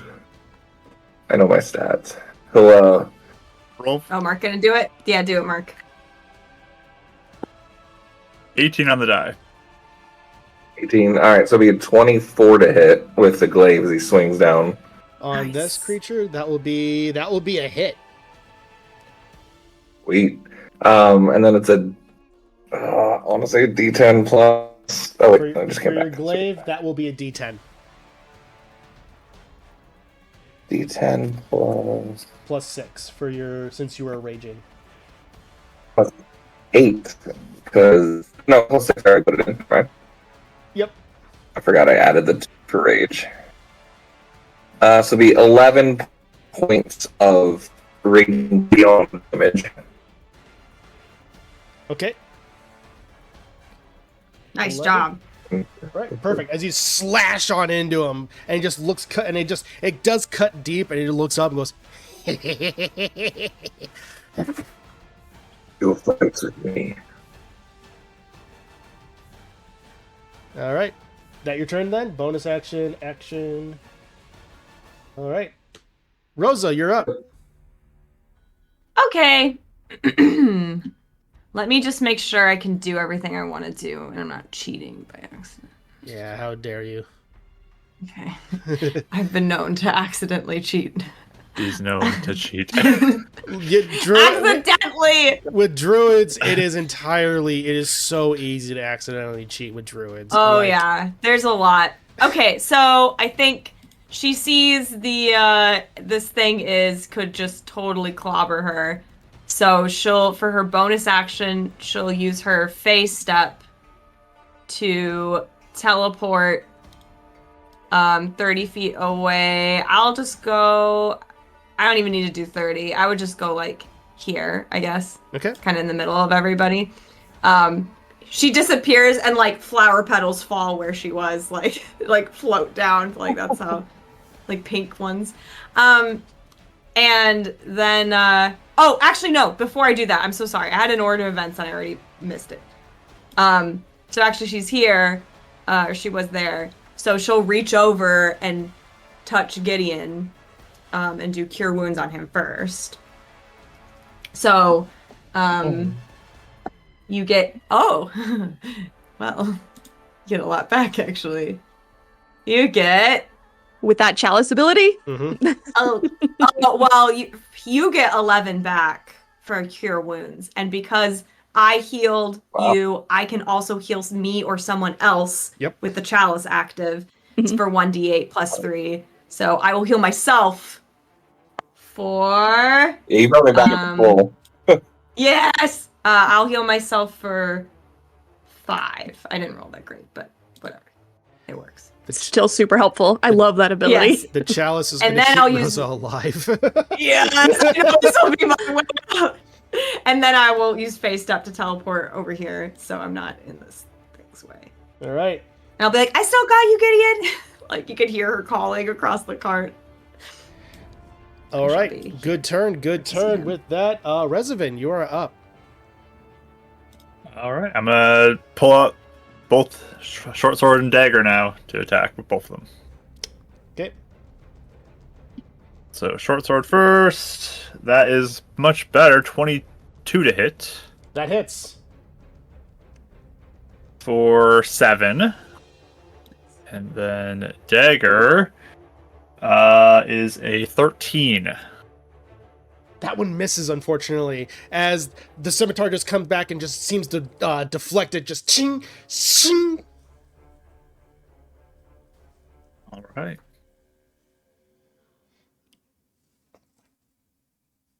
All right. With that, yeah.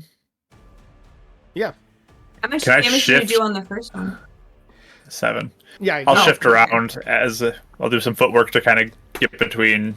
Yeah, because as long as you Goblin don't Rosa. leave the threatened square, the threatened area, you don't provoke AOs, so you can technically dance around them. Yeah, I'm just shifting around the side. Perfect. All right. With that, the one that's right in front of Alize, it's going to go ahead and drop the short bow and then suddenly draw out, and it's going to go ahead and make an attack at you. And that's going to go ahead and be a 22 to hit. Mm-hmm. That will be for 3 points of slashing damage. Okay. It's then going to go ahead and take the as a bonus action. It's going to go ahead and disengage. It's then going to go ahead and move. Making sure. Yep, going to go ahead and move on down to here. So with that is its turn. And Okay. Alize, you're up. And she's gonna laugh and be like, "Oh no, you don't!" And she's gonna shoot with her crossbow, her hand crossbow first. Okay. For 22. Oh, that definitely hits. For 9 points of damage. Okay. So, as you take the crossbow right into its forehead, and then falls back dead. Nice. Okay. And then she's going to... This is a 2. Okay. I'm trying to... So I do officially, my fighting style is 2-weapon fighting, but that's... Is that only with melee, or is that with... Because I had to pick a fighting style. I thought you chose archery This last time. time. Did I choose archery? I'm trying to... I don't see that on here specifically. That's what I'm trying to... If you choose 2-weapon fighting, then yeah, you will be able to add damage to your offhand weapon. Right. Okay. It'll be under feats and traits, whichever one you chose. Yeah. I'm trying to see. Okay, that's 30 and that's 40. Character sheet says 2-weapon fighting. Okay. Yeah. So that means if I move... Thank you guys for bearing with me. If I move right up to this guy, I can attack him with the dagger, right? That I had in my offhand? Double check. Or no? I'm gonna double check because it does specify. Because Yeah, I was trying to look it up too, so I do appreciate that because, again... yeah, I'm double checking. So Is it a light weapon, your crossbow? Oh, it does. Yeah. It's light. And does it have 2 hands? No. So It's... Okay. that's why I'm trying to find if It's a hand crossbow. It said specifically, anyways. Because what I'm reading is if you take the attack action on your turn with a light weapon, you can make one with the bonus action. with That's your the other part hand. I was trying to look up, and Dean, to be honest, not being helpful. Because if it's weapon attack, then you can still make the offhand. Because sometimes they do make the in 2014 especially, they make the specification between melee and weapon distinctly. So Right, which I remember when I was an Eldritch Knight, so but... yeah, so you're Okay, good. cool. So I can. So we're good. Okay, so she's gonna run up to this then, and she's going to try to take her own dagger. Oh yeah, that's probably hits. 19 plus 6. With the 25, yep, that hits. Okay, and because I'm level 2, I can add my modifier on that because 7. Okay. It is still up, but it is looking pretty hurt. As you go and take the dagger and plunge it right into its like its neck area, then come on out. It looks like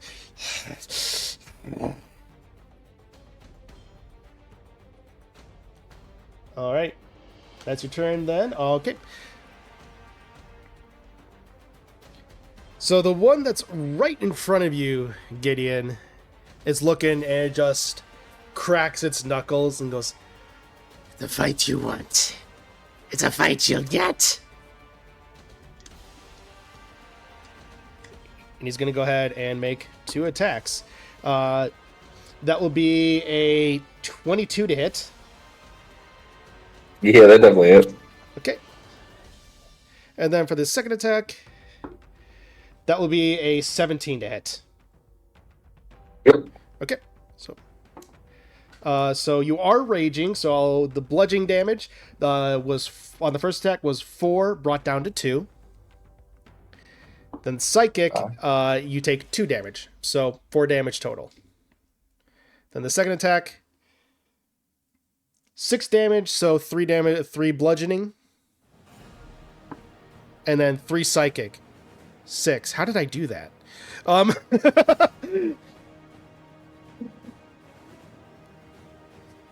Way better than before. Yeah. So he's gonna go ahead and then let's see, does he have that? Yep. He's going to go ahead and bonus action disengage. And he's going to go ahead and rush on over here. With that, that'll be his turn. The goblin's in front of Rezavan, and Alizé is going to look around and just, more meat! He's going to go ahead and make 1 attack on Alizé and 1 attack on Rezavan. So Alizé, that is going to be a 22 to hit. Mm-hmm. Rezavan, that is going to be a 19 to hit. Mm-hmm. Right. Rosa, or Alizé, you take 3 points of slashing damage. Okay. And then Rezavan, you also take 3 points of slashing damage. I need to check these They're all dice. equal I need here. to check these dice later. That's weird. All right, with that, Gideon. So it looks like he's out of range if I were to walk up, right? Let's see. Nope, he's within 30. Oh, okay, I counted that wrong. All right. Yeah, he kind of seems like he's beyond words at this point. He's kind of grunting and almost like phased out of the fight. Like there's other things he's seeing as well, like phantom things in his eyes. But his eyes are flaming up, and then in each wound, as it's open, the like outsides of the wounds are like cauterizing with like almost like small little bits of flames as well. That are seemingly creeping up from each wound instead of like blood. But he's going to run up kind of yelling and will swing again with his glaive. All right. With a... that's going to be a 9 to hit. That unfortunately misses as he just takes the glaive and just seems to almost catch it with his bare hand and just grins. Yeah. That's unfortunate. All right. Rosa. Yeah. Okay. Yep. Actually, he will, as a bonus action, he looks to you, Rosa, but like it's just like flames, and he'll say, "Hope, get out of there," and we'll give you bardic inspiration. Oh. Yep, because that is not a spell, so you can do that. Oh, that's awesome that you can still do that while you're raging. It actually works. I'm saying. Pretty cool. It's yeah. The thing it specifies is spell. So class abilities are not spells. Mm-hmm. Nice. So, all right. With that, Rosa, you're up. Okay. So Gideon got wounded, and Rezavan's kind of like pretty wounded, right?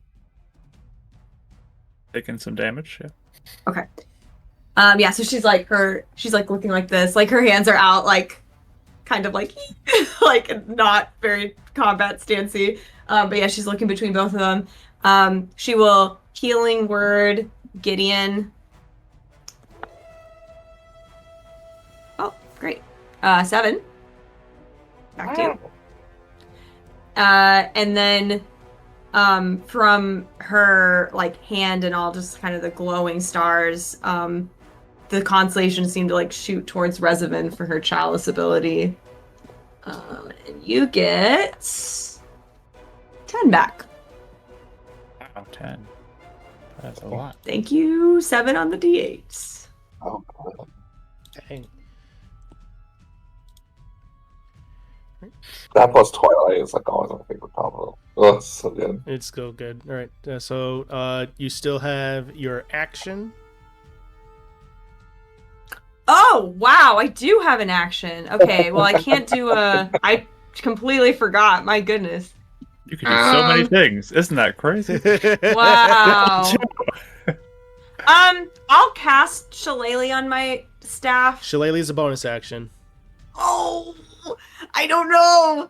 I don't have anything that I can do because you do the you can only cast one spell on a cantrip. I've done it where you can cast multiple spells in a turn if you so choose because you're just burning resources. True. I don't know if I want. That's the penalty. I might want like heal people. Yeah. I honestly I don't think I have an action. All right. So you can pass. I'll just keep. Just dodge or something. Yeah. Oh yeah. I'll dodge. There's always a good one to go to if you don't have anything. It literally is. Thank you. I always forget that. That is actually an excellent pro tip for any new players watching. If you don't know what to do, just do dodge. Like it is always good. Yes. So, I will do dodge. With that, are you moving? I just want to make sure. Okay. Okay. With that. No, I want to be in between everybody. Okay. With that, Revenant, you are up. Sure. So I will again spin around to flank this guy. Perfect. And make my attack on him. Pull up my other die. The advantage roll. 22 to hit. Oh, that hits. And that's going to be 12 points of damage. All right, perfect. As you go and take your dagger or whichever weapon, you just go swing right into the back, and then the blade pierces out of the front, and then you just pull it on back, and it is dead. Nice. Bonus action. I'm going to kind of slink into the shadows of the tree, and I'm going to hide. Okay, go ahead and make a Stealth is 25. 25. Okay. Nice job. So long to get a 30 in mishaps. We're almost there in this one. Come on now. Yeah. All right. Good to know. It does help to have expertise in something already. Yes. So. With that, Alize, you're up. All right. Thank you for doing the flanking too, because I couldn't quite get there, but I was like, if this guy's still up. All right, Alize is going to utter the Fey words again, and she's going to fly over here and do the okay, on a hit. So yep, I have to hit him, but you do get advantage because of flanking. Okay, I was gonna say, yeah, that was an 18 and a 7. So 18 plus 6, 24. Yep, you hit. Yeah. Yay. Okay, so it does an extra D8. So again, flavor, the wings hit. Mm-hmm. Yeah, 8 plus another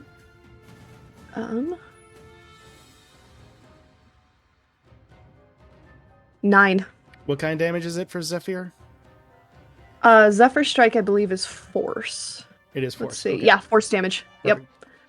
Yep. How much? You said 4? I rolled a 9 okay. and an 8. Okay, perfect. All right, he's still up as he goes.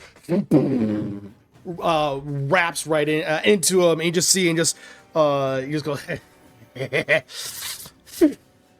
This will be fun. Okay. All right, that's your turn then. Yep. All right, he's gonna go ahead and turn and just elbow you, Alize, and that will be a 16 to hit. That's my AC. All right, so that will be 5 points of bludgeoning, and using a different d6 this time, 5 points of psychic damage. Okay, I'm still good. Right, and then going over to Gideon, doing another just straight on just punch, and that will be a modified 20 to hit. Oh yeah, just barely. That'll be 4 points of bludgeoning, so brought down to 2. And then 6 points of psychic. So 8. 8 total. As soon as it heals up, it just splits right open. With He looks and goes, it's like 3 times. He looks and just goes, and he just cracks his knuckles, and he's going to go ahead and stay right there. Gideon, you're up. He'll just kind of bellow back at him and be like, the starlight won't give up. And we'll swing again. And I think, am I flanking with Alize now? Oh, yeah. Mm-hmm. That's an unnatural 20. That hits. Or, nice. 14 points on the glaive. All right. Nice. Perfect. As he goes swing right into him, he goes as he just kind of knees on down, and you just see all this psychic energy surging around him, going in and out, and suddenly, out of his mind, just I need Alize and Gideon to make intelligence saving throws. Yeah, she's gonna cover herself Religion? with her wings, but that might not. Intelligence, it says, and yep. Oh no. Well, friends, I'm sorry about this one. It's definitely going to be bad. Dirty 20. Okay, you're fine. I rolled really high. 8. Okay. Oh no. I'm down to 8. You take, as you go ahead and just, the energy just surges out, and Alize, your Fey heritage manages to help protect from this psychic wave of sorts, but Gideon, just being blinded by rage, is susceptible to this, and you just take an additional 6 points of psychic damage. How much? How much? 6. 6. It drips off a lot of like the skin and stuff like that as some of the blood's now coming down, but he's still up. All right. And he is down. Yes. As everything just comes down to calm with the forest around, the birds have stopped chirping for just a moment.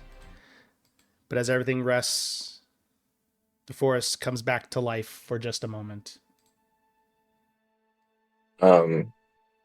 As it does, Gideon like reaches out and like shakes Alize and he's like, Ari, are you okay? And he's like still What? burning. I'm okay. She's gonna pat his shoulder. Put your You flames see, like, out, tears, Gideon. like coming through the flames of like steaming. Like, you're okay?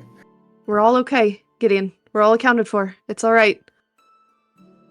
And eventually like it'll calm down a little bit as you're saying that. But you'll actually notice his it sounds weird. I'm gonna not describe it too much. His eyelids have actually burned off and they're slowly like healing back.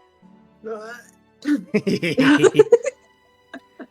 he's kind of just stumbling over to the tree and just kind of like grabbing on, just like stealing himself. Yeah. Is everyone okay? Mm-hmm. I'm all right. Rosa will like slowly like creep. She's still glowing, like really bright. But she's like slowly comes and like lays a hand on Gideon's arm, like very gently. And I'll cast first, yeah. yeah. I'll cast Cure Wounds on him. For 7. And then the stars shoot over to Alize because I think she got pretty wounded. Yeah, I have Or 7. 7 She's as well. okay. Hey! Yeah. Okay, she's like, that's pretty.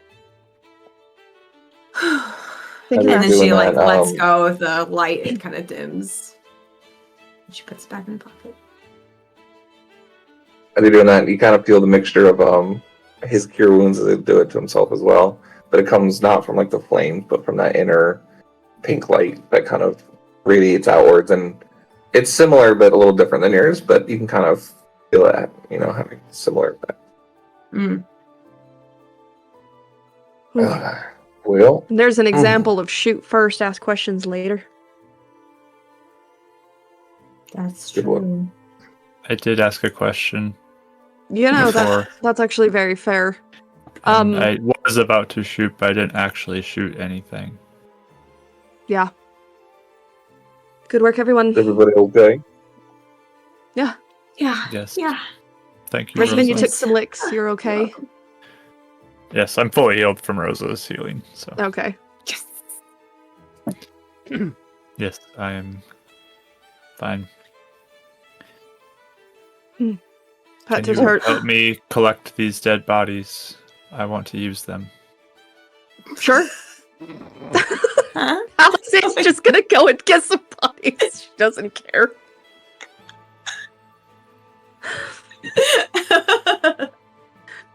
After she brings one over, she'll be like, "Oh, what did you need those for, actually?" Rosa was telling me to try to connect to my god around dead things. And there are 1, 2, 3, 4 dead things. There are. It's a good You're thing. making them in a triangle. She whispers from far away because she doesn't want to be near the bodies.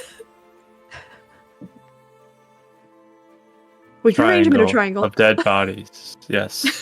Well, this is fascinating. All right. Is there anything else we need to do, Rosa? Then he needs to pray. I'm not good at that. I'm not either. Oh. Probably point your intentions to whatever deity it was. Who is it again? Oh, so you do know about prayer. Well, I don't follow a god. Oh.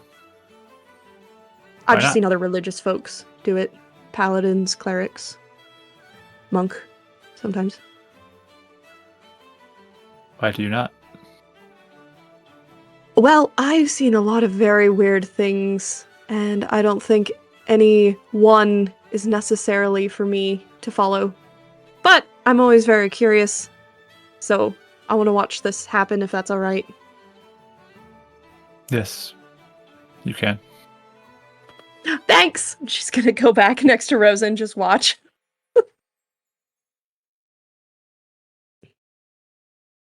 So he'll put the bodies in the back of the cart and I guess try to make them a triangle. We're taking them with. Is this supposed to be... Unless you guys want to stop for a little bit. It's just figured put them in the cart and you can sit in the back of the cart in a triangle of dead bodies. She's gonna lean over to Rosa and be like, is this in lieu, do you think, of a holy weapon or a holy symbol?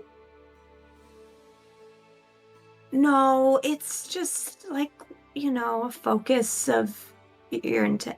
Like, Wait, like if you want to talk to Selena, you look at the moon. Yeah. Yeah. Okay, yeah. That's fine. Focuses. Weird, but I don't hate it. Gideon, are you okay? That was pretty crazy. I'm sorry, what? Are you okay? He was totally phased out of that entire conversation. She's gonna I'm use her sure, wing yeah. as a... She's gonna use one of her wings as a fan on him to just... I appreciate the sentiment. To be fair, I run hot. That doesn't really do anything. Fire Genasi, Yeah. Oh. Yeah, that was a lot of fire. Are your eyes okay? Yeah, they... You can see they're still somewhat translucent. They're slowly still regenerating. Yeah, I'm sorry about that. I didn't hurt you, did I? I wasn't. No. Gonna. Oh. I wasn't really thinking I was going to tap into that, but you took a good look in there, and kind of just snapped out of me. He was really scary. I was glad you helped. Yeah, what It was a was goblin that? of different sort. Aura on him. I've never seen something like that before. Yeah, I was gonna ask Lit. Is that anything? Yeah, for Who's this that. Lit you speak of? He is more powerful than Ao. So, with that, that's for the Faerun fans. With that, I would say this one is interesting. This would be an Arcana check. Oh. Can anyone roll? Yeah. Okay. Well, I got a Yeah, for 10. sure. So, right in the middle of the Got a road. 13. 13? Also got a 10. 5, 10, 13. So with Rosa, none of you know exactly what this goblin was. But what you do know is that for Rosa specifically, there are things known as psionics out there, which are like more psychic type creatures. But a goblin and a psionic is weird. So there's just no computing what this type of goblin is. I mean, there are like abilities out there, different things that can do stuff with your head. I mean, Right. mind power, but I've never seen a goblin with that before.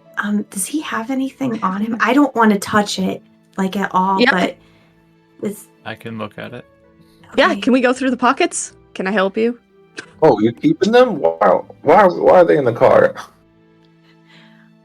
I need to do a prayer with them. Dead people focus.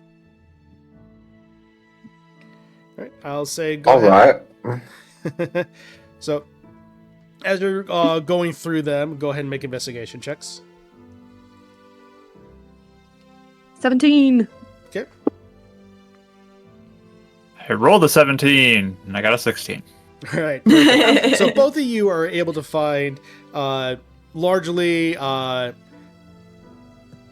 scimitars and 2 short bows. So, and as far as this creature,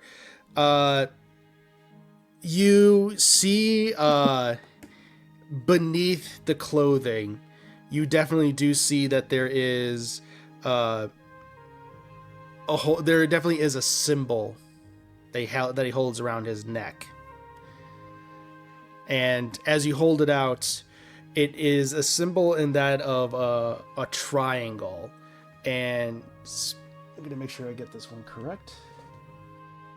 Another triangle. A triangle. It is a triangle. It is with a triangle and then the Gotta symbol be of, Illuminati. and then the symbol of a human skull in the center. Revenant knows what this symbol is innately, given your backstory. Okay. You know this as the Evil. symbol, as a symbol of Mirkul. Didn't we make a roll on that? Anyone else can go ahead and make a roll religion check. So, I thought we just made a roll last game on that. But... well, as far as recognizing the symbol of The Mirkul. symbol, yeah. Oh, I got okay. a 5. 13. 13. All right. 5. 5.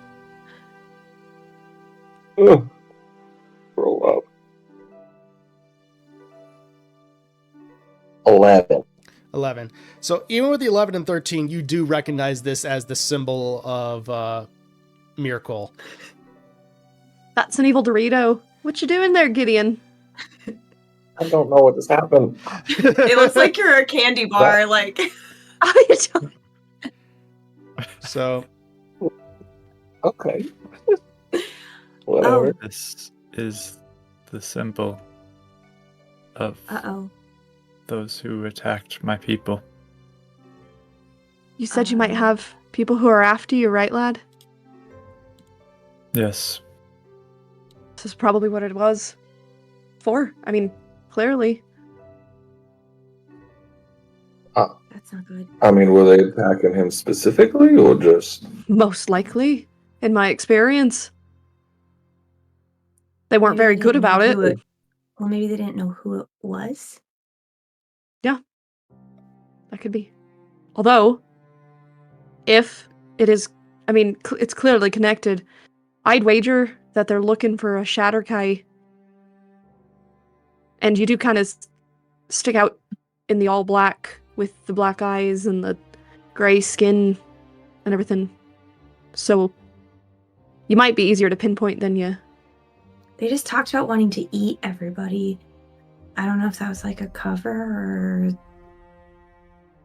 Yeah, thinking back to when they first attacked us, did it seem like personal, or more just it's the first people we saw on the road?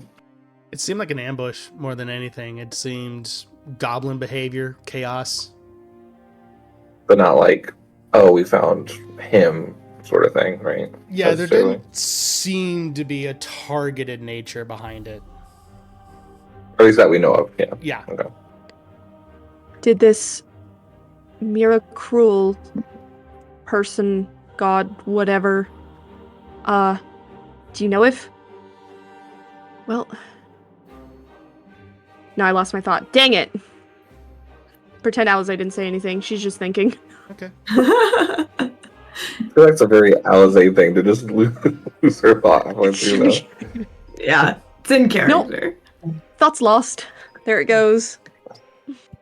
So. Me all the time. So. Okay, well, we'll keep an eye out. Maybe they can aid me in contacting my god. Yeah. Use them. Yeah. Yes. What was that? Mike. You trying to pray to your god? Yes, I'm trying to learn to pray. Can I use the back of the cart to do that while we keep going? Sure. Sure. Can I take notes? Is that okay? Yes. Or maybe Rosa, if you want to take notes and I can drive. Whichever one. Just, maybe this will help you with your book situation. Yes. Has no one ever taught you how to pray before? I was not trained, no.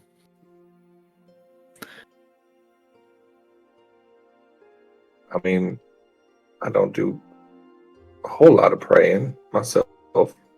I do here and there, but my friend was a cleric, if you want me to tell you what she told me. Yes, that would help. Well, sometimes, and I think it sounds like you're on the right track of things. Most times, people use some sort of ritual or symbol to show that they are offering something up. Like she always used to light a candle. Fire was kind of her way to focus in on the prayer. I've seen others that in the middle of combat find their peace with their god. Just depends. Yeah, I guess it sounds like death is your thing, if it makes sense. For me, it's always been as if we're talking to each other. You're offering up a conversation, except you turn inward towards that God, that connection you hold. Do you remember the feeling you had when your God spoke to you in your dream? I can try and connect to that. That same purpose you felt. Recreate it off your sentiments, asking what you want, the questions you will ask, and how you can serve. And I'm sure your God will teach you the way they want to connect with you. Yes, I will try It's a that. special connection to have a conversation with a God. Yes, I want it. I think you do just fine. Are you gonna try right now? Or are you Yes. gonna wait? Well, I think you're gonna do a great job, and I'll give him bardic inspiration. All right. Bardic inspiration of the robot Mike. Yeah. Yes. Yeah. What did you say? I said Oh, bardic yeah, inspiration of the Your poor robot. voice has been a little robot-y, unfortunately, but we got Unfortunately. most of No. it. we got the gist of it. We got the Alright. gist of that really good role play, like sincerely. Yeah. It was really Yeah. good. So with We It was that, got- good. felt the It was spirit. heartfelt. I felt it. so with that, as you get the pieces into place, Rezavan, taking Gideon's words to heart, go ahead and make for me a religion check. All right. And I got a D6 I can use. Yes, you do. All right. Oh, can I guidance him too? Yes, At you the same can. time? And so it begins. Okay. Yes. Let's stack these up because Stack it religion up. is not my good skill. I offer enthusiasm. Oh, I got 4 on the blast or the guidance. That's good. Your guys' rolls is what saved me. The bonus is higher than the die roll, so it's a 17 total. Yeah. 9 of it was from you guys, and 8 of it's from me. Yes. Right. So Friendship. as Friendship. feeling the confidence from your companions that you are able to do this, you're able to tap into this thing that you've long desired. Doing the notes that you went over with Rosa the previous night, and tapping into those words, you reach out. And as you do, there's a gentle breeze that only you feel across your face. And something pokes the back of your mind.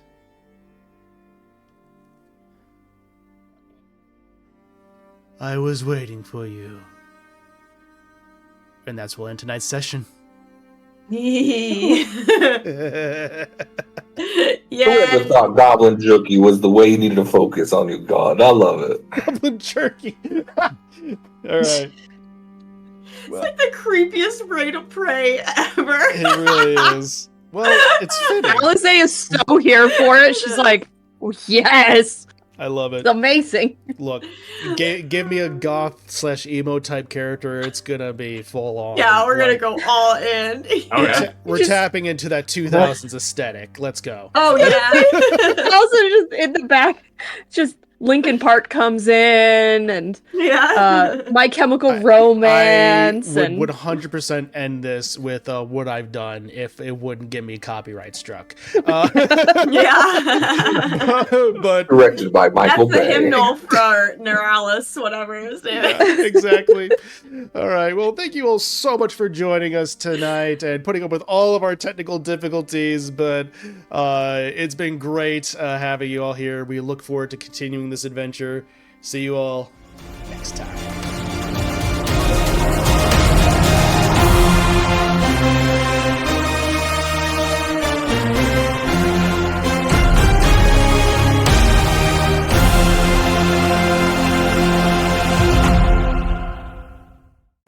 Hey there. Thank you so much for watching. If you enjoyed this episode, then consider subscribing to be notified when more go live. Thank you to our official artists, Rachel and Dee Lee, for the character art. You can follow them under their socials, Pip400art and Raphazil, respectively. If you want more D&D actual plays in between Revenants Wake, consider checking out games run by Mark and Mike on Twitch and YouTube under Marquee Gaming and Bardic Dice. And as always, thank you for the royalty-free music done by Kevin MacLeod, Ivan Dutch, Critical Role, and the Dungeon Playlist. Links to everything in the description below. And with that, we'll see you all next time.